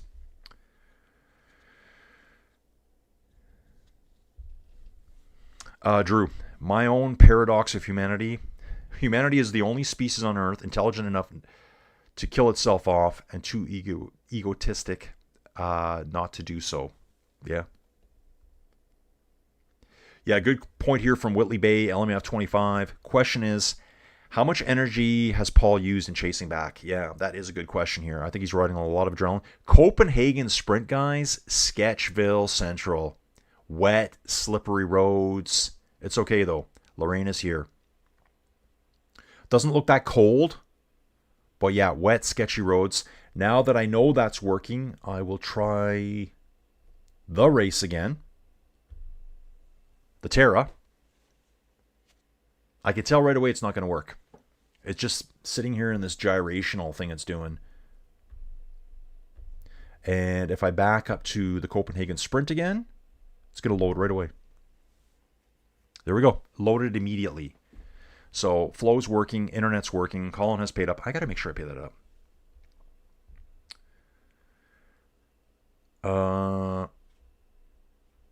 And so, dude, Mother Cramden, we've seen Mother before. Doesn't comment very often, but nice point. And celebrities think they are politicians. Exactly, dude. Exactly. Politicians, music stars, celebrities. Your opinion means absolutely nothing. You live in a fake reality where you get treated like you're royalty. Okay, I think royalty's kind of stupid too, but at least they were born into it. They've been designated as the prince of something or the king. Yeah, we know that's fake, but okay, I can buy that. But a celebrity? Oh, I look a certain way. Oh, when I do this with my voice, it sounds nice to everyone's ears. Wow, you killed it. And then you get treated so special, things given to you. Yeah, you have a spoiled life. Keep your mouths shut, celebrities. Never speak again. Yeah, dude. Yeah, I love it. It's getting good now. It's getting good in here now. Wasn't there some mayor, Doug Ford? Doug Ford? Dave will know. Dave will know. He's from Toronto. So the current premier, that's like your governor in the States, guys. The premier is the leader of the province of Ontario. What's his name? He's a Ford. His younger brother, I believe, was a crack smoker. He was the mayor of Toronto. So he's dead now. Blackface Trudeau. There's that. Yeah, Trudeau. Exactly. And, dude, Trudeau was a drama teacher. That's what he did.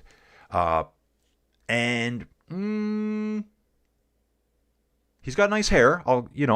Let's just say that about him. And I think he was a little too friendly with some of the students in some of the pictures. Just my opinion. I wouldn't be hanging off my students in any circumstance whatsoever. So he's just a scumbag. But you could probably say that about all of them, right? Someone's going to say, oh, Colin, you're being too hard on Trudeau. Yeah, he's gone. He's gone. He doesn't care about Canada anymore. He's got Katy Perry now. Yeah, she's another weird one.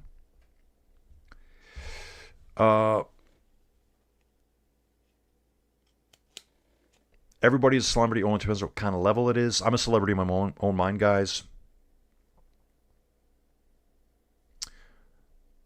I'm still on the Copenhagen Sprint, guys. But I'm loving the comments here. Yeah, anyways, back to the race. We're not going to resolve this in the chat. No, never, dudes. Never. I'm just to finish up the political stuff. Dudes, what's going on in the UK with the Irish and that right now? Whoo! If I was the politicians in Ireland, I'd be like, yeah, it's time to leave. It's time to leave. There's politicians walking down the street. Some little derpy guy. He's flanked by just one policeman on either side or security dude, and there's hundreds of dudes around them screaming and yelling in his face like, dude, you're like one of the most hated guys on the planet right now. You're not doing a job for the people that paid and voted for you. Start doing your job right. Right? Start doing your job.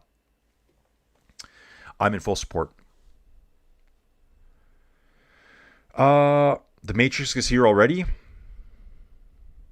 Where's Benny? Thank you, Don. Don called it. Guys, I got to get back to the race here. Flow Bikes is really sucking today. It's a good thing they don't sponsor me, right? Yeah, Flow, come on. Get with it. Get with it. Yeah, meanwhile, back in the bike race, thank you, Mother Cramden. Seha is back in the Peloton, dudes. Back in the Peloton. Guys, I'm going to be jumping around a bit more here now just because I have no video feed from Flow Bikes for this one specific race. On the lower slopes now of the Col de Richemont, and I will catch up here, guys. Catching up now. We've been through the sprint point. Here we are. This climb is nothing like the Grand Colombière coming up at the end. Looks like about a 6.5% average climb all the way. 29 kilometers still to go in the race. Zoom in a bit here and see where they're at. We've got 5 riders in the break. 1 minute back, we have the entire peloton. They're coming now, boys. I'm sure there's a gruppetto out there somewhere. And if this would work, I'd be really happy.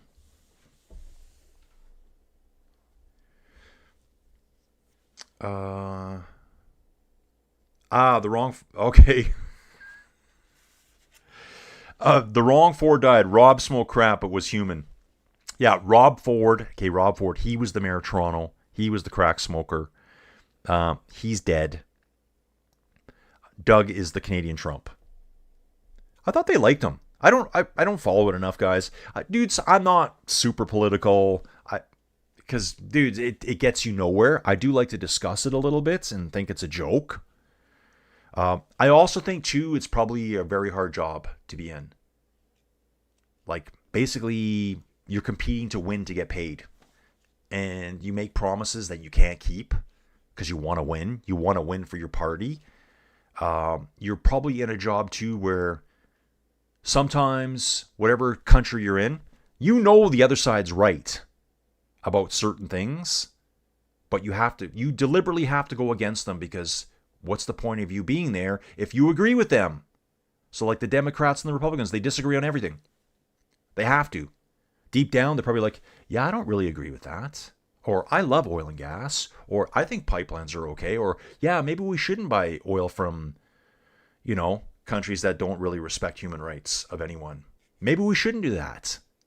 But yeah, you got to win to get paid. All about money.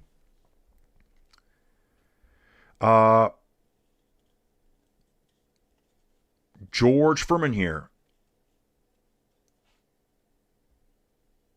George has got some good points here too. Yeah, dudes, we could get really deep on this. George, I love your comments, dude. That's how I think too. The world's controlled. It's all about making money. Yeah, dudes, I just want enough to survive. That's all I care about. Ah, dude, yeah. Sorry, Rail. Sorry, Rail. Yeah, they don't like that either. Dude, what I thought was really cool, and again, I try not to be too political here. Rail saying Ireland is not part of the UK. I guess you meant Northern Ireland. Yeah. Dude, there was a cool part, and I get the whole Irish, English thing, Northern Ireland. I'm actually British. I'm from England. I was born there. I still have a passport from there. I don't know why they fight so much. Like, guys, like, it's brutal. They're kind of and they won't like this, but they're kind of the same people, kind of. The coolest thing I saw about this whole, not that there's anything cool about rioting, I guess, dude, the English and the Irish meeting somewhere in that Northern Ireland area. I don't know where they met. They met in a road. And in the past, they would have thrown bottles at each other and beaten each other. They shook hands. Dude, it was, yes, dudes, unite. Unite. You're not that different. Come on. Dirty Harry said it best. You're a legend in your own mind. He's right about all of us. Yeah, Mother Cranmer, yes, it was in Belfast mostly, but spreading even to Scotland, I heard. Dude, I heard it's all over. I saw there was a 60,000 person march in London somewhere. I think like honestly, if I was a politician, I'd be like, I need to go on vacation. I'm going to the Bahamas right now. I need to get out of here. Dude, I think people are so fed up, and we know what the incident was that happened in Ireland. That one incident just triggered a whole nation to say, no, enough. We're done. We played nice for too long. You're not doing what we want. I know they talk a lot about this in the UK of two-tier policing. I would hate to be a police officer there right now. I would hate it. Dudes, 26 kilometers to go. I'm going to see if I can bounce around a bit here. It's 50 seconds apparently from the front to the peloton here up the Col de Richemont. It's 7.7 kilometers at 6% here. You can kind of take a little look here in the detail profile. Ooh, look at this. Winners of the Dauphine with the highest position in the all-time ranking. This must be PCS points. It could be UCI. First place, Eddie Merckx won, Bernardino, Mr. Pogacar, Alejandro Valverde, Jacques Anquetil, Raymond Poulador, Pupu, Primoz, McGill, Louis Bubasson. Yeah, Bobasson. I don't know, guys. The Dauphine will not load. Will not load for me. Okay, I'll go back to... I'm going to watch the mountain biking now. Follow the race just here. 25 kilometers to go, guys. We still have 1,150 meters of climbing. The Grand Colombier at the end is 8.5 kilometers at 10% gradient average.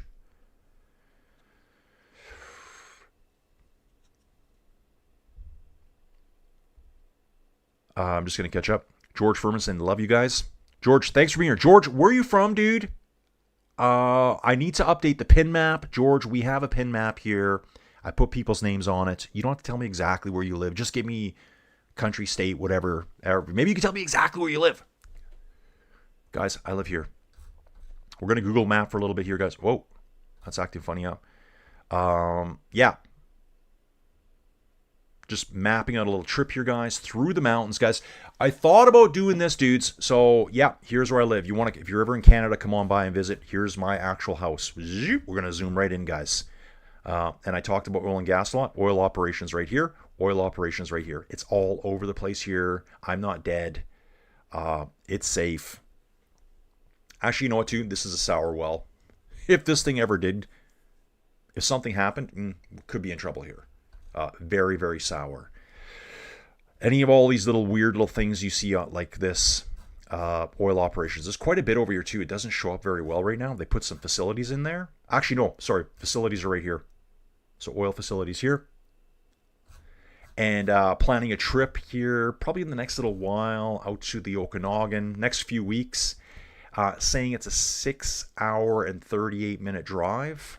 I'll be heading south to Calgary, straight through the Kananaskis region here by Canmore, through past Banff, Lake Louise, Golden, Revy. You guys have heard me talk about all this stuff. And then we turn off the number one at Sicamous, the start of the Okanagans right here, guys. This is wine country, fruit country in Canada right here to get to Vernon. I thought about trying to live stream my drive. I thought about doing a live stream on my phone and doing a live chat. I thought about, is that even possible? I don't even know if I'll have good enough cell service. I'm not really sure about that. So then you guys could see what it looks like too. It'd kind of be like sightseeing with Colin. Anyways.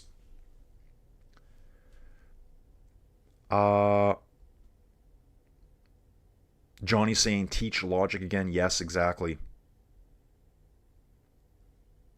Dudes, right now we're probably 2 kilometers to the finish of this climb here. Guys, I'm riding just solo here with the stats. I've got no video feed anymore. I keep jumping in and out of it. I can see the Category 2 climbs coming up right away. Right now, it's 40 seconds from our 5 front riders, Lawrence Deplice, Carlos Rodriguez, Perry Ponch, George Bennett, and Clement Berthet. Chased by the peloton, and Luke Tuckwell still there, guys. So somehow the GC riders are going to wrestle away that lead on the last climb of the day now. I guess that's their plan. So you're saying there's a chance. I'm going Luke Tuckwell, guys. I don't think he's going to lose 3 minutes on this climb. Back to the actual GC. You can watch it right here, guys. Is Tuckwell going to lose 2:34 to Jorgensen? On a day that he wasn't in yellow? Yes. On a day that he's the overall leader at the race and he's got Red Bull firing for him? Nah. I think he's going to keep it today. That's my wish. It's my wish, you guys. George, where's Del Toro? Last time we saw him, he's sitting comfortably in the peloton. UAE doing a lot of control at the front, though. There was 4 riders in front of Del Toro last time I saw him. Oh, Dave's saying Doug was a drug dealer and is still a bully. Okay. NB Protocol. Who is NB Protocol? I think I've seen this name before. I think so. Where are you from? Okay, I'm going to roll ahead, guys. Only man 25 for Whitley Bay. Alexandra occasionally correct. Yeah, dude. I don't even know what to say about her. Her greatest comment ever, and guys, I don't really care that much about politics, especially because it's not my country. Who am I to say anything about U.S. politics? Like, it's not my country. I don't have a right to vote there. The best part was when she said something one day on Twitter. Oh, he's just mad because he wants to date me. As a politician, she said that out loud. It's like, oh. Yeah, she's got that 20-something mentality. She in her 20s still? Whatever.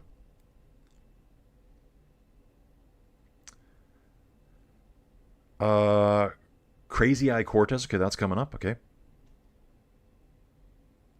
Multi-credit, it came right behind the Nowak incident in England. Yeah, I think there was some kind of... I don't know if that was the stabbing.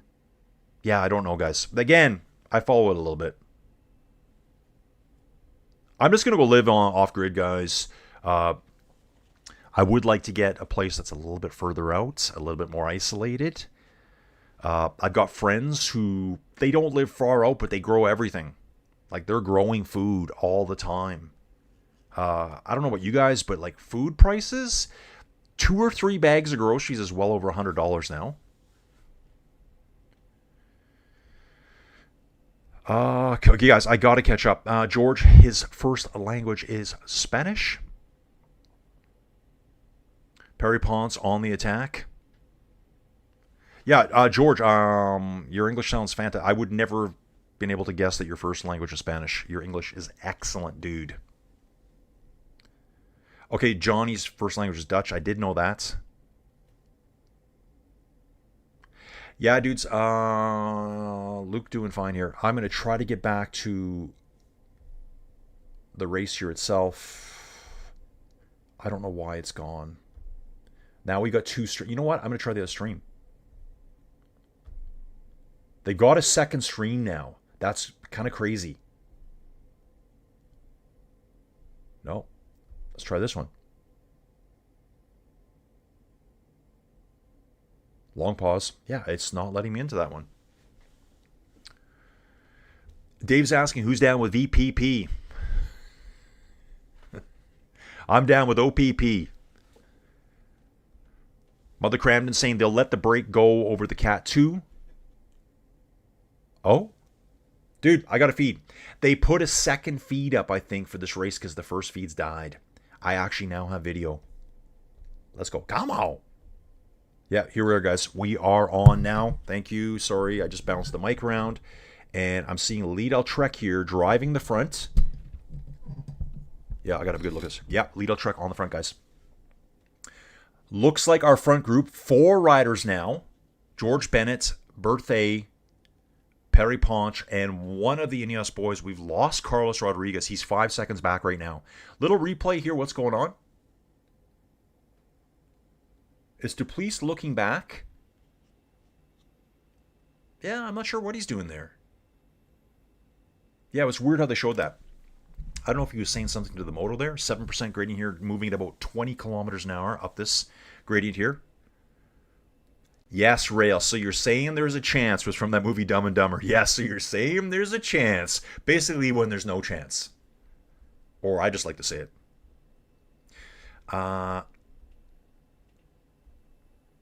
Yeah. Oh, Eddie, I saw that too. Apparently the road race for the Olympics in cycling is going to finish up at the Mount Griffin Observatory, I think they call it. All I know is the Mount Griffin. Griffin or Griffith? Griffin. It's in GTA. If you ever play video games, you can walk around that place. It's awesome. Oh, Mother Cramden. In fact, she said all Republicans want to date me. Like, lady? Can we use that word for her? Lady. Yeah, dude, all politicians are kind of weird. Mother Cramden, I like that comment. Colin's living in isolation and wants to live in even more isolation. Move to one of the Arctic islands then. Yeah, dude, it's possible. Johnny, me too, Colin. F-Mall is a great personal solution. Okay, AOC is over 35 years old.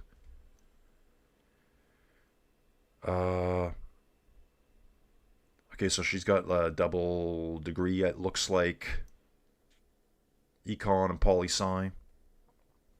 George Furman, pure Mazatlan, Sinaloa. Dude, you're from Mazatlan. George K. Dude, I will add you to the pin board here. I didn't actually pull it up this morning here. 4 riders in our front group, guys. They got 22.3K to go over the top of the Richemont right now. Don't know who got the points there. Guys, the last time we visited the Col de Grand Colombier, God, I can't even speak today. Andrew August won it. I don't remember this. Andrew August won this. Wow. It's a smaller race, that's why. Back in 2023. Tour de France Stage 13 was Kwiatkowski. Tour de France way back in 2020. Stage 15, Poggy. Poggy was at the Grand Colombier. Over the top here. Going to see if we can get any points going through here. Can't see them there. Sivakov and Harold Tejeda have been dropped from the peloton. So has the great climber from Tudor, Yanis Foissard. He's not feeling on fire today. They got a 45-second lead over the peloton right now. They're saying 5 leaders still. So Rodriguez, I think... that's dated. That is dated. Guys, here on the side here, left side, here's our profile. You can see there's one section there between kilometer 5 and 6 where it flattens out a lot. I think there's going to be some big attacks there on the final climb of the day, the HC climb, the Oars category climb. Quinn Simmons leading the way. We've got 6 Trek riders on the front, guys. 6 of them. They know. GC Boys, Skelmos, and Ayuso. God, I tweaked my arm pretty bad a few days ago. And there it comes right now. Quinn Simmons is doing the leading.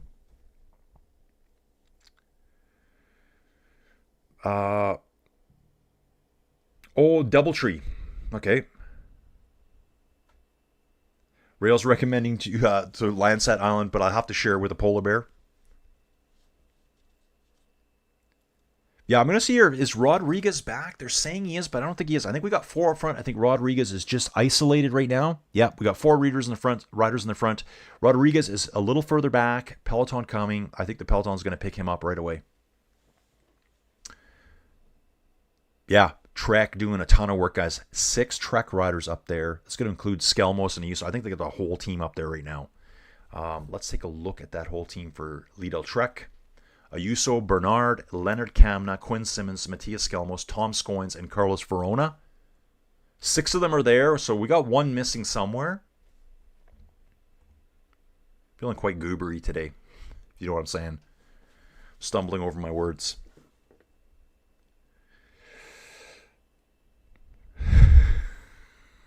We're talking about lying bastards here, politicians. Dude, I agree with you. I agree with you.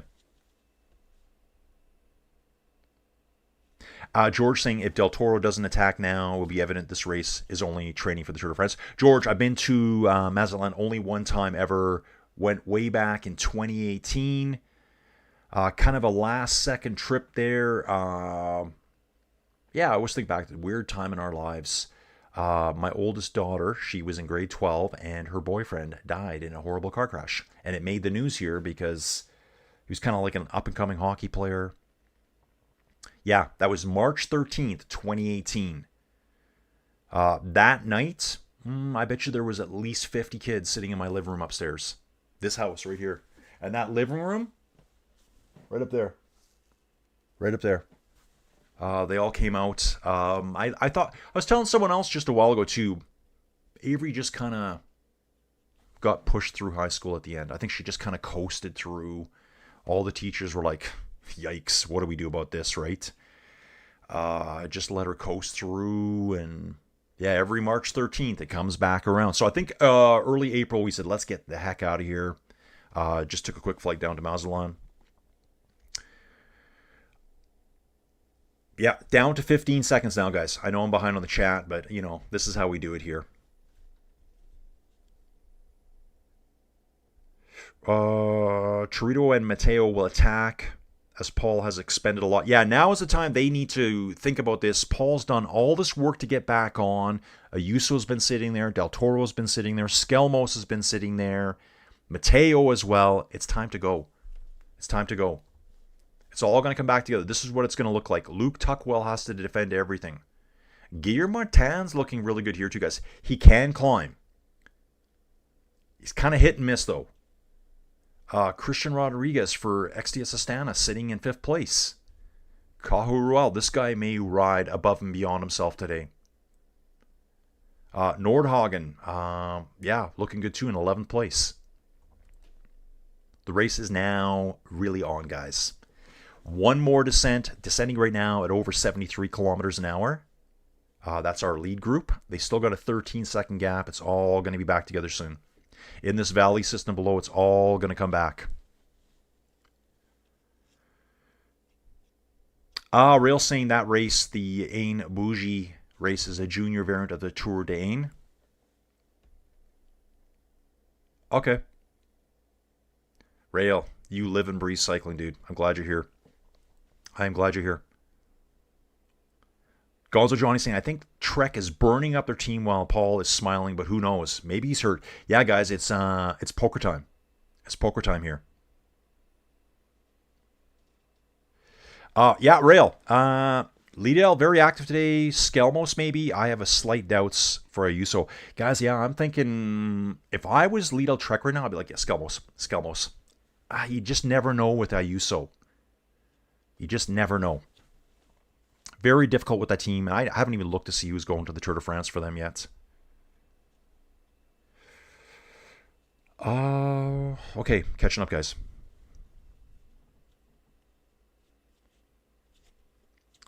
Dude, yeah, I love Mexico.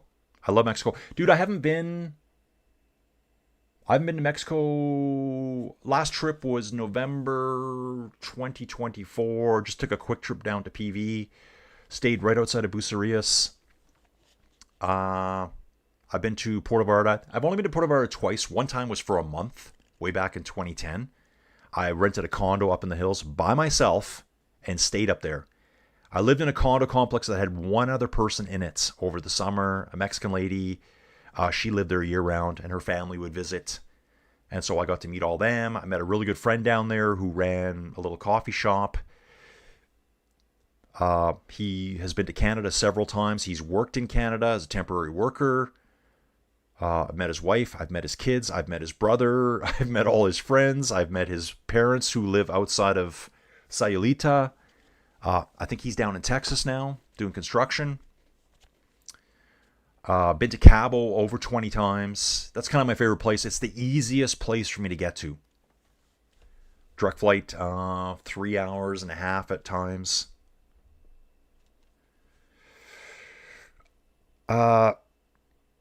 Okay, Del Toro could just let Liddell do all the heavy lifting and force Paul's hand while he follows reels. Yeah, Del Toro looked stronger than Paul did yesterday, but that's only because Paul did all the leading up the climb.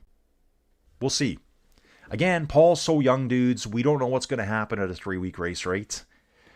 It's not like he's dominating this race, but none of the GC guys are. Del Toro? No. Jorgensen? No. Skelmos? No. Ayuso? No. They're not. They're going to be fighting to get on the podium. They may have given the race away to Tuckwell. I could be eating my words very soon, and that's okay with me. I'm saying there's a chance. Rail, Tuckwell should not try to follow and just ride his own tempo. Van Gils should be helpful, especially after yesterday. Yeah, dude, Tuckwell just needs to ride his own pace, lose a minute. Just lose a minute. Dudes, I'm going to look at this quickly. How brutal is tomorrow's stage? Yeah, it's a banger. Tomorrow's stage, guys, we've got... Okay, dude, this is harder than I thought it was going to be. We've got 2 Cat 1s and 2 HCs tomorrow. Okay. Yeah. So they don't need to take this from Tuckwell today. Col du Pre, I know that climb quite well. I've done that one on Ruby. I don't think I've done any of these other climbs ever. Rail will give me some detailed information on them now of all the coffee stops. Actually, it's funny here too. Here we're seeing the balloon, which says Ain. That's that race in the area. Must be the region we're in. So yeah, guys, tomorrow looks pretty brutal. We're on stage 7 right now, the Grand Colombier. Clement Berthet here. Ooh, just lets the back wheel slide out a little bit on this corner through the towns. He was leading the way here first in line. Just overcooked it a little bit. I bet you he's going to slow down a touch now. Oh, sorry, guys. On the wrong screen. What happened there? Sorry. Live stats there. We'll jump back to Tour Tracker so I can catch up and show you where we're actually at. Here we go, guys. Between kilometer 8.5, we start the climb. So we're working our way now to the final 10 kilometers of the day, guys. Coming up the back side of the Grand Colombier. Going to be a banger. Yeah, if he loses a minute today, he'll lose more tomorrow. Exactly, dude. So they don't got to take it back today. Tomorrow looks brutal enough. They still have time to do it all tomorrow. But all the GC guys are going to be thinking the exact same thing.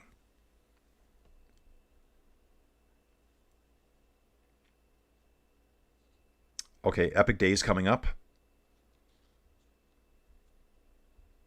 Yeah, let's see how... We're going to watch Tuckwell closely to see how much time he's willing to give up. I think, he's going to ride above and beyond. Yeah, there are well-known climbs. Prey, the side road of the Rosaland. Yeah, dude, they're right here now. They've just caught them. I'm watching the catch now. It's Simmons leading the way with Liddell Trek catch jumping onto the back of Clement Berthet right now. Yeah, so funny looking at the countryside here. Like, things are growing. We're just getting things here growing now. And with this weird weather we're having, we haven't had any hot weather yet for everything to kick up. Quinn Simmons gets to the front and starts going. Simmons takes the front, and 2 Liddell Trek riders blow right through with him. Dudes, they're not messing around. They're not messing around. They caught this break, and they're going, I think, phase 2. We're going to say phase 2 is starting right now. The action's really heating up. Simmons is going to bury himself here, guys. That group of riders just got smashed. Where's Luke Tuckwell? I see a couple yellow riders there. Remember, that's Visma.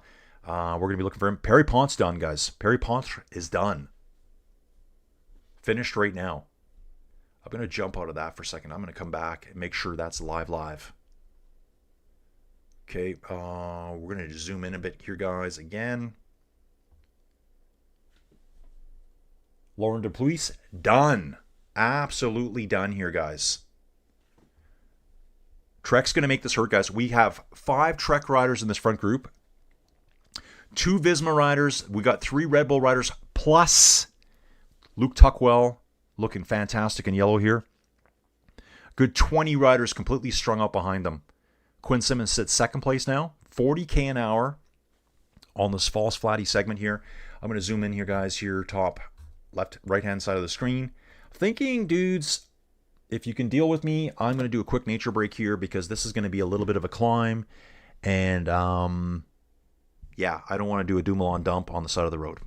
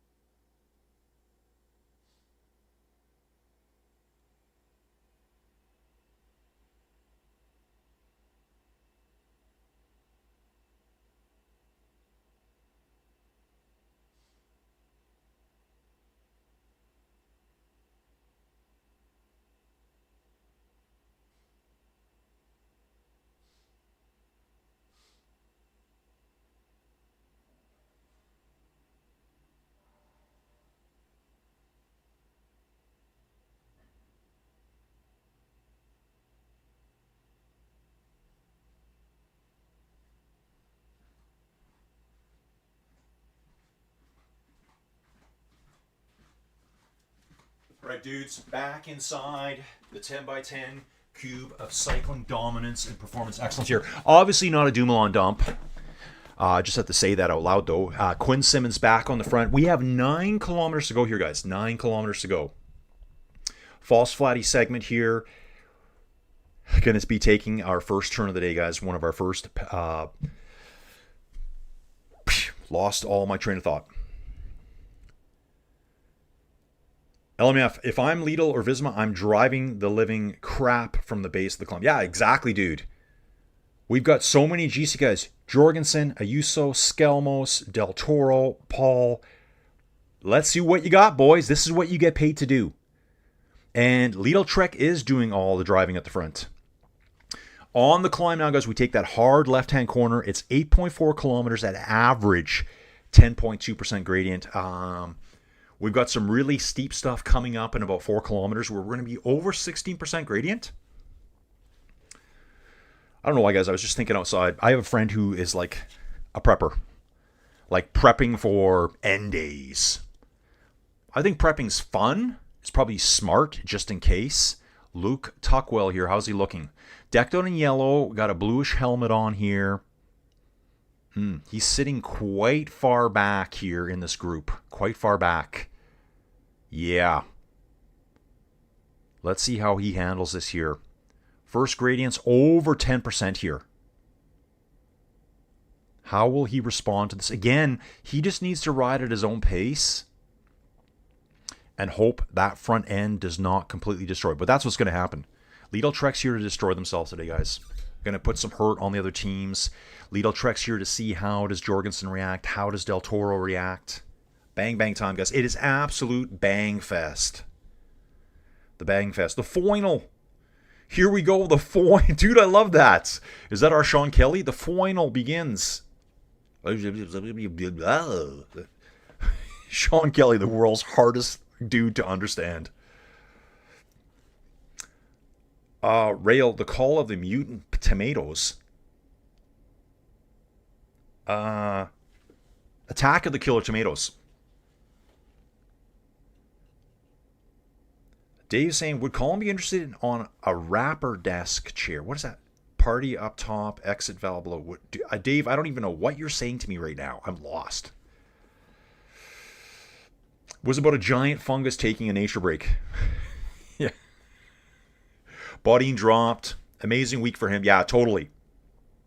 Tuckwell is on the very, very back of the peloton. But he's still ahead of Martin and an Ineos rider here. Yeah, Tuckwell is riding way back. Dude, he's just riding smart. Riding smart. I want to see who he's with. He's got a decathlon rider in front. Oh, he's sitting right on Paul's wheel. I just noticed that. Paul is sitting way at the back, number 51 for decathlon. Looks like he has a teammate with him. Let's see who that is right here. Just sitting on his wheel. He has Leo Bissio with him. Paul is riding with Leo Bissio. And Luke Tuckwell is sitting on Paul's wheel. It's like, yeah, I'm just going to pace this guy all the way to the top. Yeah, hang out with these two dudes.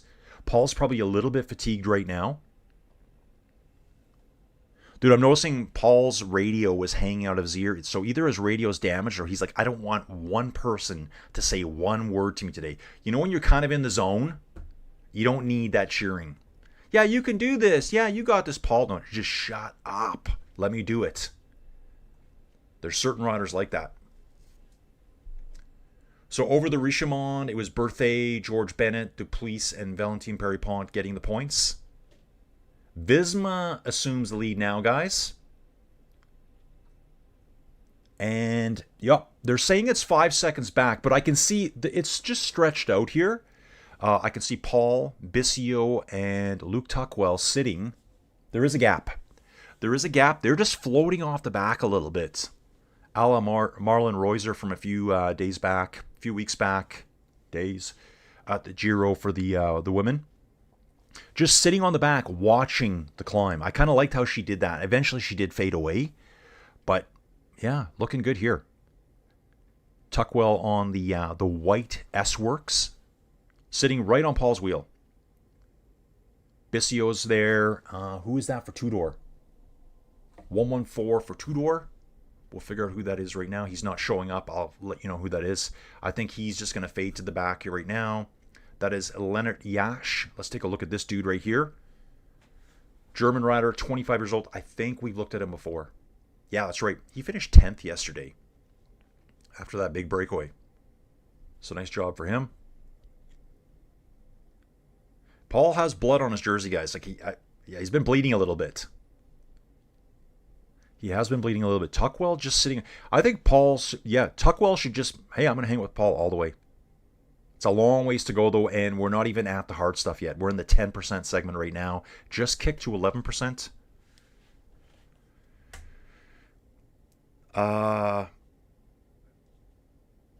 Yeah, that's his full name, dude. Over on Tour Tracker, it shows their full names a lot. Actually, no, it shows it on this website. This is where we see their full names a lot. And we can zoom in a bit here, guys. Maybe, I don't know, which one do you guys like better? We can hang out here for a little bit. Right now, dudes, we have 6.6 kilometers remaining. It's 22 seconds, they're saying, back to the yellow jersey. That's Tuckwell. 25 now. They're in a 13% segment. 13 riders at the back of the peloton. They're still 25 seconds back from them. And then we've got a bunch of riders further back here. The green jersey hasn't even gotten to the base of the valley yet. They're still coming down from the Col de Richemont. Dude, I see a Caja rider right now.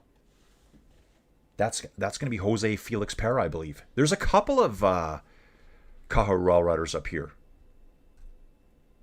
Yeah, there he is. Jan Castellon and Jose Felix Pera. Like, get it, dudes. They're riding with Paul right now. Leo Bissio, Tuckwell, and Matthias Skelmos is back here. Yeah, there's Skelmos, number 25.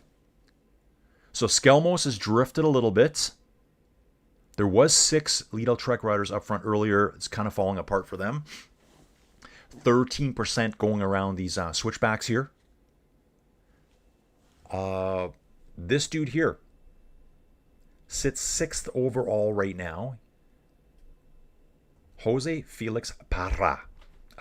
He's number 151. He's riding directly beside Paul Seha right now. Front, guys, it's getting thinned out. Some riders have jumped off the front. Head of the course. That looks like a Yuso. Yeah, so Yuso and Tullet were out front for a while. Yuso's gone solo. A Yuso has gone solo, guys. So we've got, it's saying Ben Tullet and a Yuso solo right now. Then we got Del Toro, Jorgensen, Tobias Holland Johansson, and Keon Uterbrooks. The first sign of him. The first sign of Uterbrooks. The Belgian rider here, he's 409 down overall. Okay, we're going to do Tour Tracker, guys, so maybe you can see it a bit better here. Still climbing, coming up to the 5 kilometer to go mark. Tuckwell? He's doing fine. Skelmos, Tuckwell, Paul, and Bissio riding by themselves. There's another group just approximately 30 to 40 meters up the road. Seeing Yuso is leading the way now. Jorgensen is about 70 to 80 meters back, leading about 3 other riders right now. Those 3 would include Del Toro, and I think it's Uterbrooks is in that group. Yeah. So we got a Yuso up front. 80, 90 meters back, which is saying 5 seconds here. Del Toro, Jorgensen, Tullet, Tobias Holland Johansson, and Keon Uterbrooks. Tullet's trying to lead Matteo back right now. Wow. Bissio pulling Paul back up and just hauling Mr. Tuckwell. Castellon's doing good too. Jan Castellon here for Caja Rural is doing quite well. Let's take a look at him. Yeah, here he is. Jan Castellon, he's there too.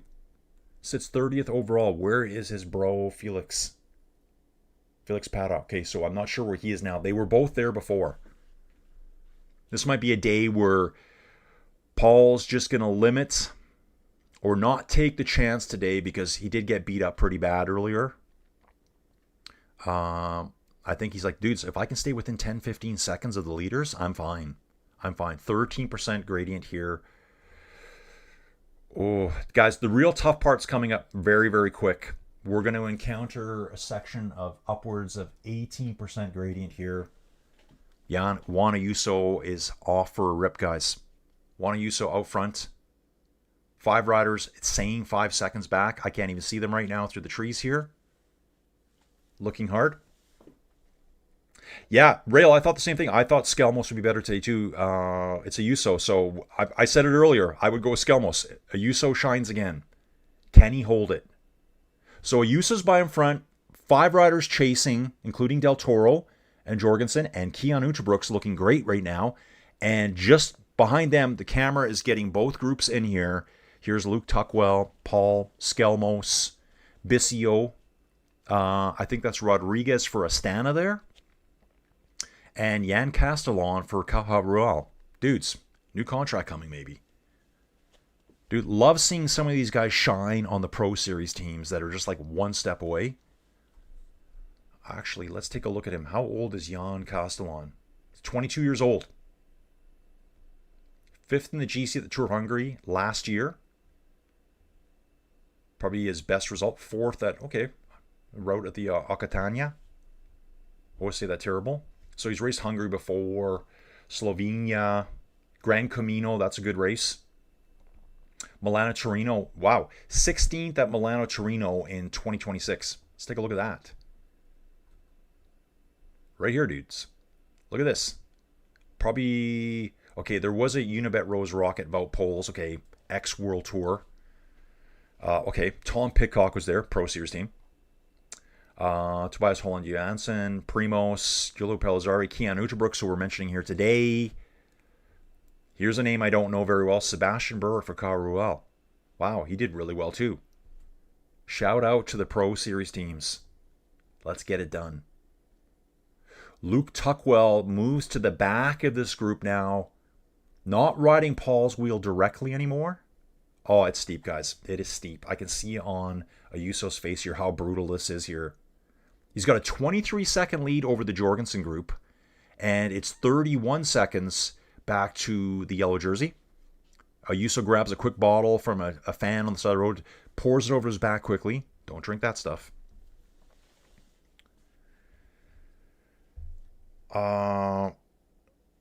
Yeah, I would say so too. I think Ayuso, yeah, he is cycling superstar, but he's kind of, I don't know, hit and miss. Maybe emotional at times. Okay, Bissio is pulling off, guys. Bissio pulls off. Great pull by him to get Paul back up there. Does jump on Luke Tuckwell's wheel. I'm hoping this dude can hang on. I like this guy a lot. Leo Bissio. Sitting on Tuckwell's wheel at 17% gradient, guys. This one dude's giving bottles to everyone. They look like big, wide mouth balls. They just pour them over their back. Aha, there's been a break. There's been a break. Paul's going now with Skelmos.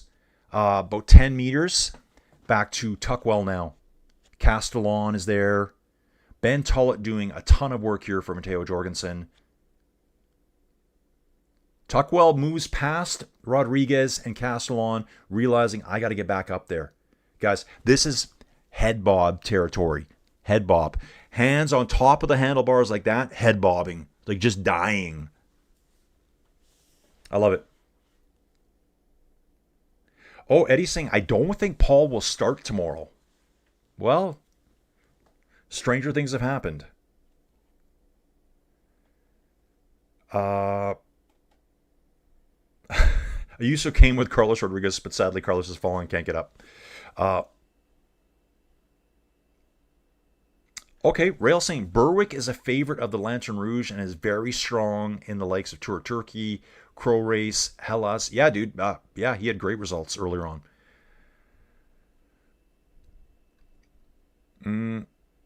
Tuckwell doesn't like the sharp gradients. Yeah, on the switchbacks where it's getting like 17, 18%. Juan's still battling through 15% gradients here, guys. It kind of flattens out to 13. Flattens out to 13. That sounds crazy, doesn't it?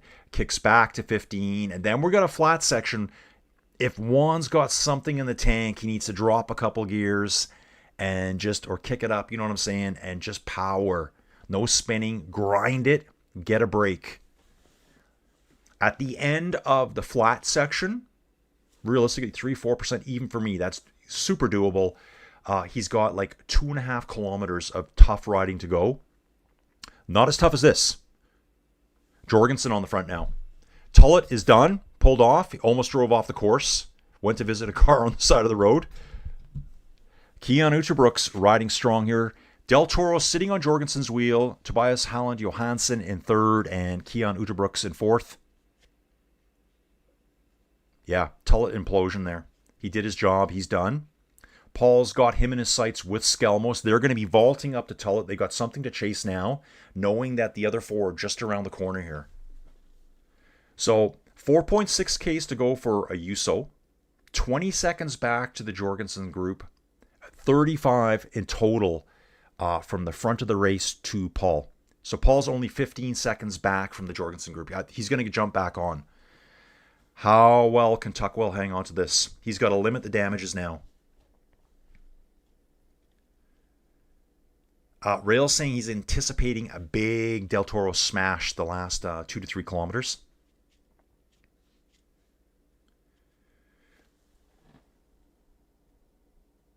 I'm not sure what Fab's saying. Tuckwell left his shirt tail out. I'm not sure what that means. Mother Cramden, Paul said a good tour is what's most important. So if he's hurting, he should rest tomorrow. Yeah, Tullett hit the parking lot there. He's going to be caught by Paul right away. So here's Jorgensen on the front with Del Toro, Johansson. Johansson and Keon Uterbrooks, who I don't think I've mentioned his name once yet this race. Paul's out of the saddle with Skelmos now. 4.3 kilometers to go for Ayuso. Probably actually 4 right now. And he will be dipping into that flat stuff. Dude's going from 15% to 10 is like, wow, this is flat. 10 to 5, you don't even feel it anymore. Del Toro assumes the lead here with Jorgensen. They've lost Uterbrooks. Uterbrooks just been gapped. Probably on the Del Toro surge there. Matteo went with him and Johansson. Uterbrooks is trying to get back on right now.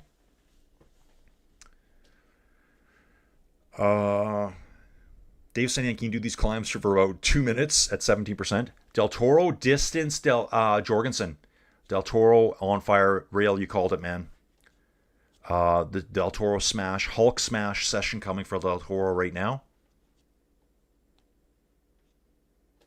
Rail saying Ayuso definitely not making 3 minutes on Tuckwell, but could maybe make 2.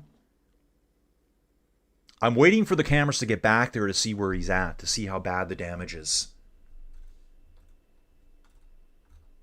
They're saying right now, yeah, the chase right now is 1 minute back from Ayuso right now. That's Luke Tuckwell, Christian Rodriguez for Astana, Leonard Yash from Tudor, who we saw them pick up. He stuck with them. Jordan Jagat from Total Energies. I like that rider too. There's Jole Felix Pera from Caja Rural and Jan Castellon from Caja Rural. Wow, great job by those dudes. Okay, Mateo and Johansson are by themselves. Keanu Brooks maybe 10 meters back. We got Paul and Skelmos riding together. That's number 51 and number 25. Paul jumps out of the saddle for a little bit. Yeah, elbows are beat up pretty good. Yeah, does he start his rest day early? I don't know. I'd finish the race. But if it's about the Tour de France, it's about the Tour de France. Yeah, Tuckwell's already given up a minute. Yeah, tomorrow's going to be even tougher, guys, with 2 Category 1s and 2 HCs. It's going to be brutal. So, you're saying there's a chance? Yeah, we're not saying that anymore, guys. We're not saying there's a chance anymore. Reals, if only Fisher Black was in the race, then maybe he would be better tucked. Be well tucked. Okay, here's Luke Tuckwell now. They're picking up Ben Tullett. So Luke Tuckwell with Rodriguez, 2 Caja Rural boys, and the Tudor rider. They're picking up Tullett now. Tuckwell doing all the work in that group. You can see here Ben Tullett is in that group now. There's 7 riders in that group. Jordan Jagat there as well. In the flat section here, Ayuso should be pushing super hard. Del Toro's trying to pin him back. He's only 11 seconds back. Coming around the corner now. Yeah. Del Toro's going for a stage win here, guys. This is going to be an epic battle between Ayuso of Lidl-Trek and Del Toro of UAE. Oh, wow. Del Toro on a mission. Looks so relaxed here on the bike, guys. Mouth slightly open, but he is not suffering at all. Not suffering at all. Paul doing all the work. Skelmos allowing him to do the work, knowing his teammates up the road. Skelmos actually was stretching his back out there a little bit. Yeah, nice. Del Toro attack. Yeah, it's looking good, guys. Ayuso knows he's coming. He's holding him at 11 seconds, though. Holding at 11. They're coming out of the flat section now. It's going to kick right back up again.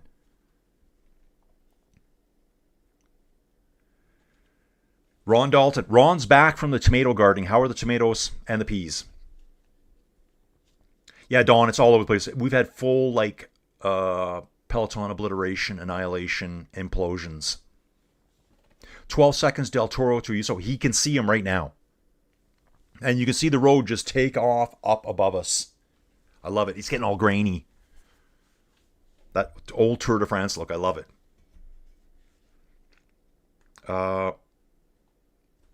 Yeah, Mother Cramden. So Ayuso was pissed last year being treated as number 3 at UE. Here's his chance to take on number 2. Yeah. Del Toro at 15 seconds. Oh, you know Ayuso's like, I cannot let him catch me. I cannot let him catch me. If he catches me, then UAE was right. That's what he's thinking in his head right now. The bull can see the matador. Yeah.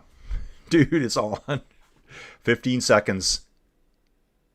Ayuso needs, the best ride of his life right now. He does have a quick look back. He knows. He has a quick look back.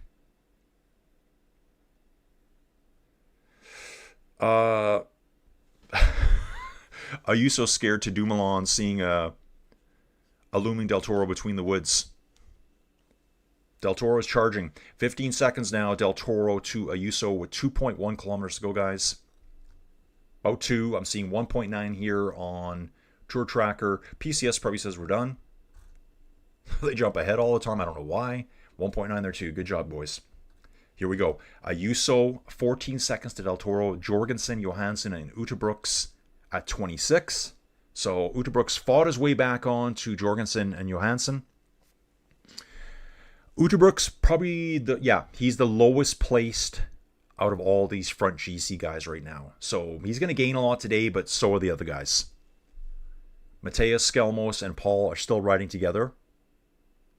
13 seconds now, 12 seconds, popping up 11 seconds. Wow. 42 back to Paul right now. Then we got Luke Tuckwell. They're saying it's 102 approximately. We don't really know. Yeah, Ayuso just bobbing. Ayuso, sorry. Del Toro seated, just rocking the body. Ayuso jumping out of the saddle more. Yeah, Del Toro's catching Ayuso, guys. I can just tell. Just the way he's riding. Oof, this is going to be crushing to to Ayuso. Here's our groups on the road, guys. We will be coming out of the forested area. They are in the open areas now. Slight delay here. Johansson attacks the Jorgensen group, and Uterbrooks goes with them. Keon goes with them, and Jorgensen not able to react. Doesn't jump out of the saddle. Maybe just going to diesel his way up a little bit here. Del Toro catches Ayuso. Ayuso gives him the old look back, like, hey, bro, how you doing? Like, I'm okay, too. You know when someone catches you on the road and you have to look at them and give them a little talk? Yeah, dude, I've done that. Like, yeah, hey, man, I was waiting for you the whole time. When actually you were dying trying to stay away. Yeah, Del Toro, let's go. Jose El Ciclista from that place in Mexico. I can't say Mexican or something. Dude, you're back. Del Toro lets Ayuso sit for a couple seconds and then drops him. Riding this 11% gradient. So, yeah, Ayuso, you were number 3 at UAE, apparently. Poggi, Del Toro, and then Ayuso. I think Ayuso went from too far out. He went from too far out. He's a great rider. But you can see he's struggling back there compared to... Del Toro's just fine. Del Toro's on. Ayuso's struggling. At the rate they're going, Johansson and Uterbrooks are actually cooking along right now. I don't know if they're going to catch Ayuso. Jorgensen, he's calm. Was dropped. I think he's going to ride his own pace and probably jump back onto the Keon Johansson group here. 20 seconds behind Mateo, we have Skelmos and Paul. Yep, Jorgensen's doing his own thing. Smart riding here. He is a bigger rider. Yeah, dude, yeah, it's over. Del Toro passes him. He's got 5 seconds now on Ayuso. And interesting here, guys, I always like watching riding styles. Del Toro, seated. He's in control. He finally jumps out of the saddle. That's the first time I've seen it in a long time. Ayuso is constantly getting up and down out of the saddle. He can't maintain his rhythm. He's having to jump out of the saddle to generate a little bit more power. Out of the saddle, tries to sit for a while, has to jump again. This is Del Toro's first big out of the saddle moment at the 1 kilometer mark. He's inside the barriers now. Just putting the killing blow on Ayuso right now, guys. Just nuke striked him right there. Oh, what's going on with Lorena? We'll watch this finish. We'll check Lorena destroy the other women, guys. Yeah, bye-bye, Ayuso. Yeah, he's done. Dude, it's really close, though, actually. So coming around the bend here, we got Uterbrooks, who's on a great day, coming up to the final kilometer with Johansson. They're both looking back to see the kind of damage they're doing to Jorgensen. Mateo's doing an excellent job of just holding them to maybe 15 or 20 meters right now. Remember, guys, Jorgensen is the best place out of everyone here. At the end of the day, dudes, at the end of the day, Bruno's not there. Luke's not there. Jorgensen will be probably in second place. That's my guess. I think Jorgensen will be in second place because Del Toro is a further minute back. You can see here, Del Toro's at 3:22. Jorgensen's at 2:34. He needs to take a full minute out of Jorgensen, and he's probably going to do that.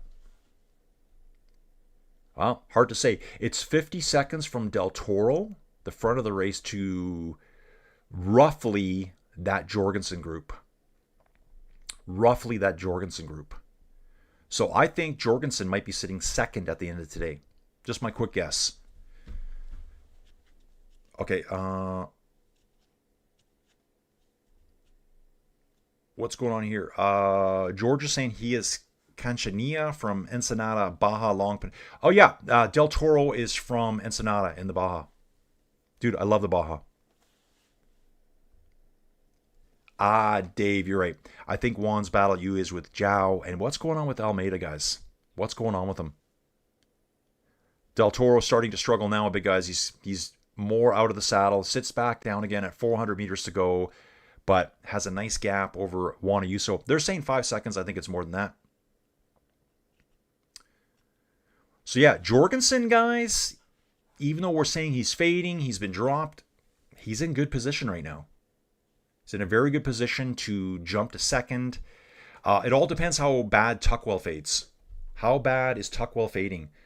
They're saying the Tuckwell group is at 130. Hang on a second, dudes. The Tuckwell group now. I've just heard that Nordhagen here. It's saying on screen now. Nordhagen has abandoned the race. So he was on course today, I believe. Yeah, right here. The Tuckwell group is at 140 down. And there will be time bonifications at the top too. Here comes Del Toro. Jumps out of the saddle again, keeping the power up. It is quite steep here, guys. Very, very steep. He's got less than 100 meters to go. Nice stage win. Nice performance. Yeah, dude, pulls the glasses out, puts the glasses on. No hands on the handlebars. Probably riding through, still on the climb. Little UAE action. Does the bow across the finish line. I love it, dude. I love it. Awesome finish there, dude. Ayuso still coming.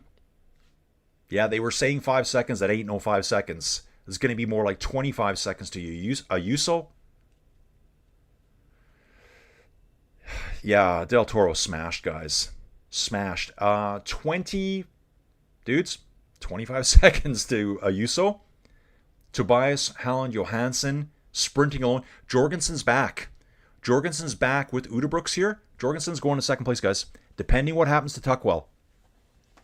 Johansson finishes. Jorgensen finishes. Utebrooks finishes. Dude, nice. Here's Skelmos and Paul coming in next. Paul's going to lose time on these guys. Skelmos will lose time on them. How much time will Tuckwell? Now that Ayuso's done, now Skelmos is going all out to put some time into Paul here. Feel bad for him today.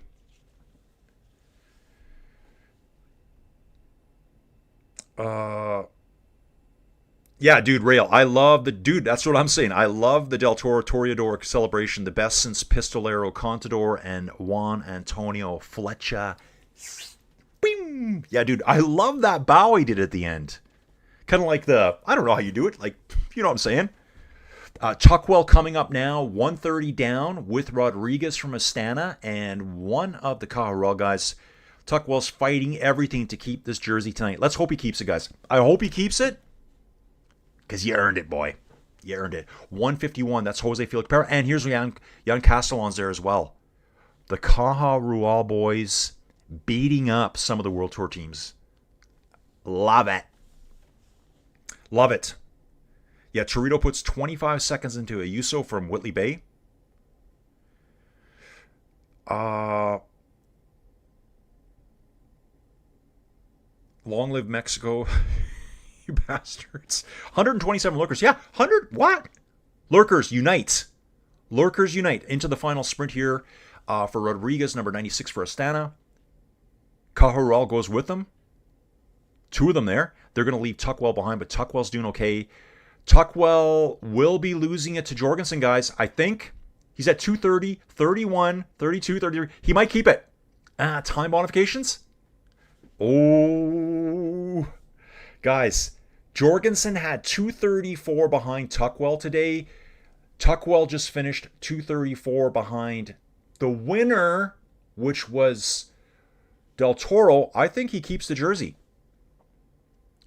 because Jorgensen finished further back. Okay, got to remember that. The time that's going was Del Toro's time. So, yeah, Tuckwell's going to keep the jersey, guys. I think he keeps it. See what they got to say here. Wow, Del Toro has 27 career pro wins. Let's go look at his wins here. Del Toro this year alone, guys, right now he has 7 wins right now. 2 at the UAE, 3 at the, okay, well, 2 at the UAE Tour, an overall win. Really? Why did I forget that? Yeah, Del Toro had the overall win there. Is that right? We were wrong about that. Trainer Adriatico, stage 7 here. Tuckwell looks pretty good. Doesn't actually look destroyed. Really nice ride for him. Paul comes in 7th, 6th place for Skelmos. We're going to hang out for the GC results, guys. I would say that I got so much to do today, but I don't. Yeah, Del Toro. This is where he does his little bow. Oh, yeah, dude. Love it. Yeah, superb. Superb riding. Dude, I love this guy. I love Del Toro. No bonus seconds, Mother Cramden saying. Give that Jan a contract. Dude, I know. Yeah, Rail, I agree too. I thought Tuckwell would have had more of a margin. I thought he would have had like a couple of minutes, but he got pretty beat up there at the end, and he's just going to hold on to it, I believe. Here's our top 10 results. Kevin Vauquelon's coming in. He's asking for cheers from the crowd for some reason. Dude, you're finishing almost 5 minutes behind today. He's going like this to the crowds. Come on, cheer me on. What? Not a fan of that. Del Toro wins. They're giving it 24 seconds to Ayuso. I think it was 25. 38 seconds to Johansson. 41 to Jorgensen. 41 to Utebrooks. Then it was Skelmos, Paul, Christian Rodriguez, Jose Felix Para, and Jan Castellan. Paul having a nice little chat with Del Toro here at the finish line. Here's our overall, guys. Here's the GC. Luke Tuckwell. Luke Tuckwell has it, guys. He still has 42 seconds over Jorgensen. 49 seconds back to Del Toro in 3rd place. Juan Ayuso at 106 in 4th place. Tobias Holland Johansson is 5th overall right now. He's 133 behind. Paul actually moves up a spot from into 6th place. He's 1 minute and 54 seconds behind. Skelmos, 7th place for Lidl Trek, 1 minute 59 seconds behind. Keon Utebrooks moves up 8 positions today. Great move for him today. He's sitting 8th overall, 2 minutes and 17 seconds back from the lead. Del Toro gives Tuckwell a nice congratulations here. Classy, classy, classy. I love how Del Toro gives him the respect for being the race leader. We all probably know Del Toro is going to be really strong tomorrow, but just classy. Dude, that's how you got to be, man. Be classy in life.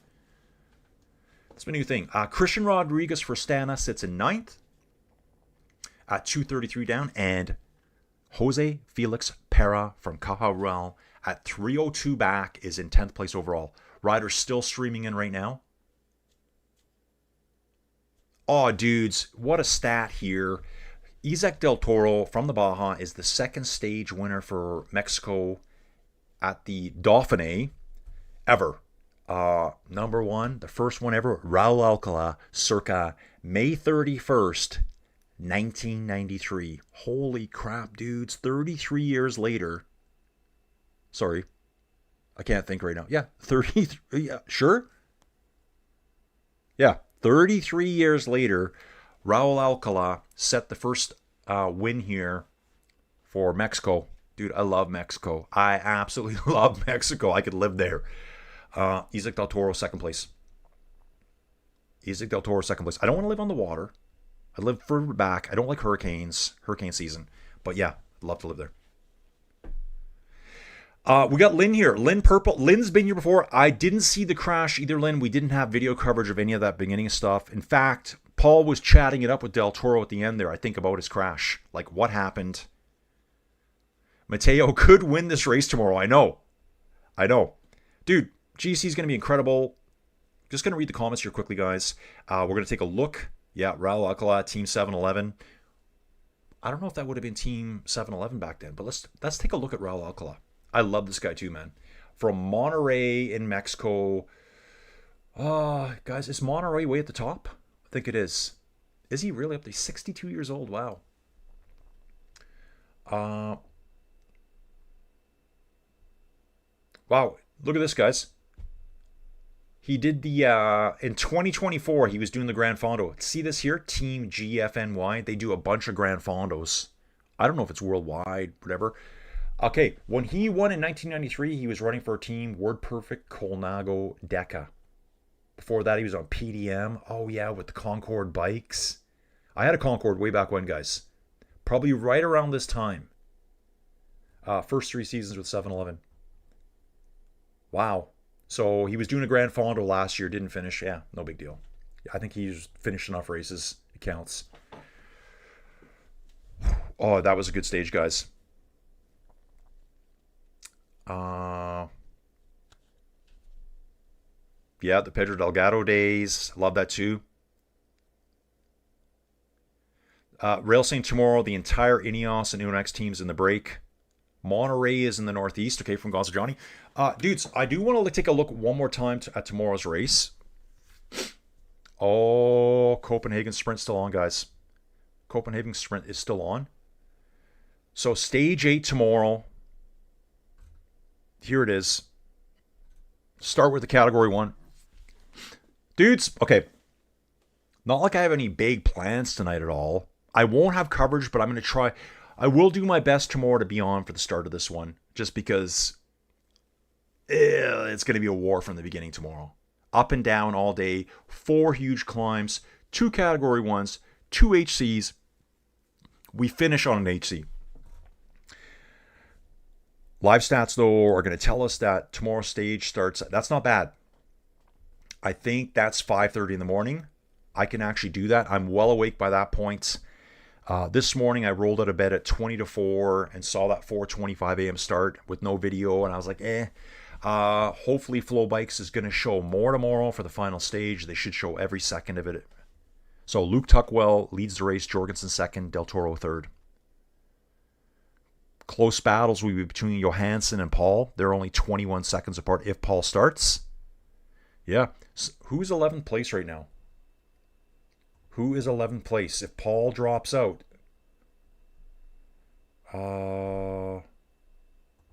Let's go here. So he finished 11th today on the GC right now. Guillaume Martin. If Mr. Paul Seha disappears, you are now in 10th place. Leo Bissio is in 12th overall. Tuckwell doing his interviews. Okay, guys. Yeah, that was a fun stage. I really like that. We had lots of good sprints today. Lynn's asking, is the Copenhagen Sprint a new race or renamed a race? Lynn, I'm not sure. There's a female race and there's a male race. Female and male? That's so weird. Why did I say that? Men's and ladies. I'm going to rename it the Lorena race. Lorena. Since we're there, we'll have a quick look. And yeah, I'm hoping Lorena smashes. I want a 10 bike length win today by Lorena Vibes. And afterwards, you can say, yeah, we added an extra kilogram of weight onto my bike to show you how fast I am. Yeah, Rail, tomorrow's a very extreme start. Prey, Bissan, similar design to classics. Dogs going nuts. Never know. A working copy of Word Perfect. Everyone's saying Copenhagen race is new. And George here at the end saying Del Toro proving maturity and great strategy. George, yeah, he did fantastic today. Dudes, just going to call it quits there. No idea what I'm doing today. It's a Saturday. I have nothing work-related today. I will ride my bike. I don't think it's good enough to ride outside again. Dudes, we're 12 and a half minutes back. Riders still coming to the finish line right now. 2 Uno X riders coming in. That looks like Torsten Treen to me. Total Energies and Alito Trek Rider coming in here. Dudes, thanks for being here. This is Colin, Inside Cycling World. Don't forget, Tour de France is coming up. Ooh, the hair is terrible today, guys. You guys should have told me. Tour de France is just over 3 weeks away. I think it's 3 weeks tomorrow. And we're doing all of it. Every day, every stage. Look at my hair sticking out here. Hopefully you guys just have me on little screens. Yeah, my hair is so bad right now. It's so long on the sides. Dudes, we're doing every day. I set aside July for Tour de France. I do work at the same time. Racing, I don't know if Paul starts tomorrow. Yeah, I don't know if he will either. Dude, hang on. Jose Jimenez. Jose Jimenez. Dude, who are you? Tomorrow we are going to see witnesses of the Toro Sea, the movie Toro. Yeah, it's going to be a real spectacle tomorrow. Hopefully he's back. Podium tomorrow from Whitley Bay. Del Toro, Matteo Ayuso. Tuckwell misses out. Yeah, probably. The Vibes Copenhagen. Yeah, dude. Don's back again. Don, we're just signing off here. So Jose Jimenez, welcome to the channel. Kim LaSalle's been here the whole time too from San Diego. Hey, Kim. Good to see you.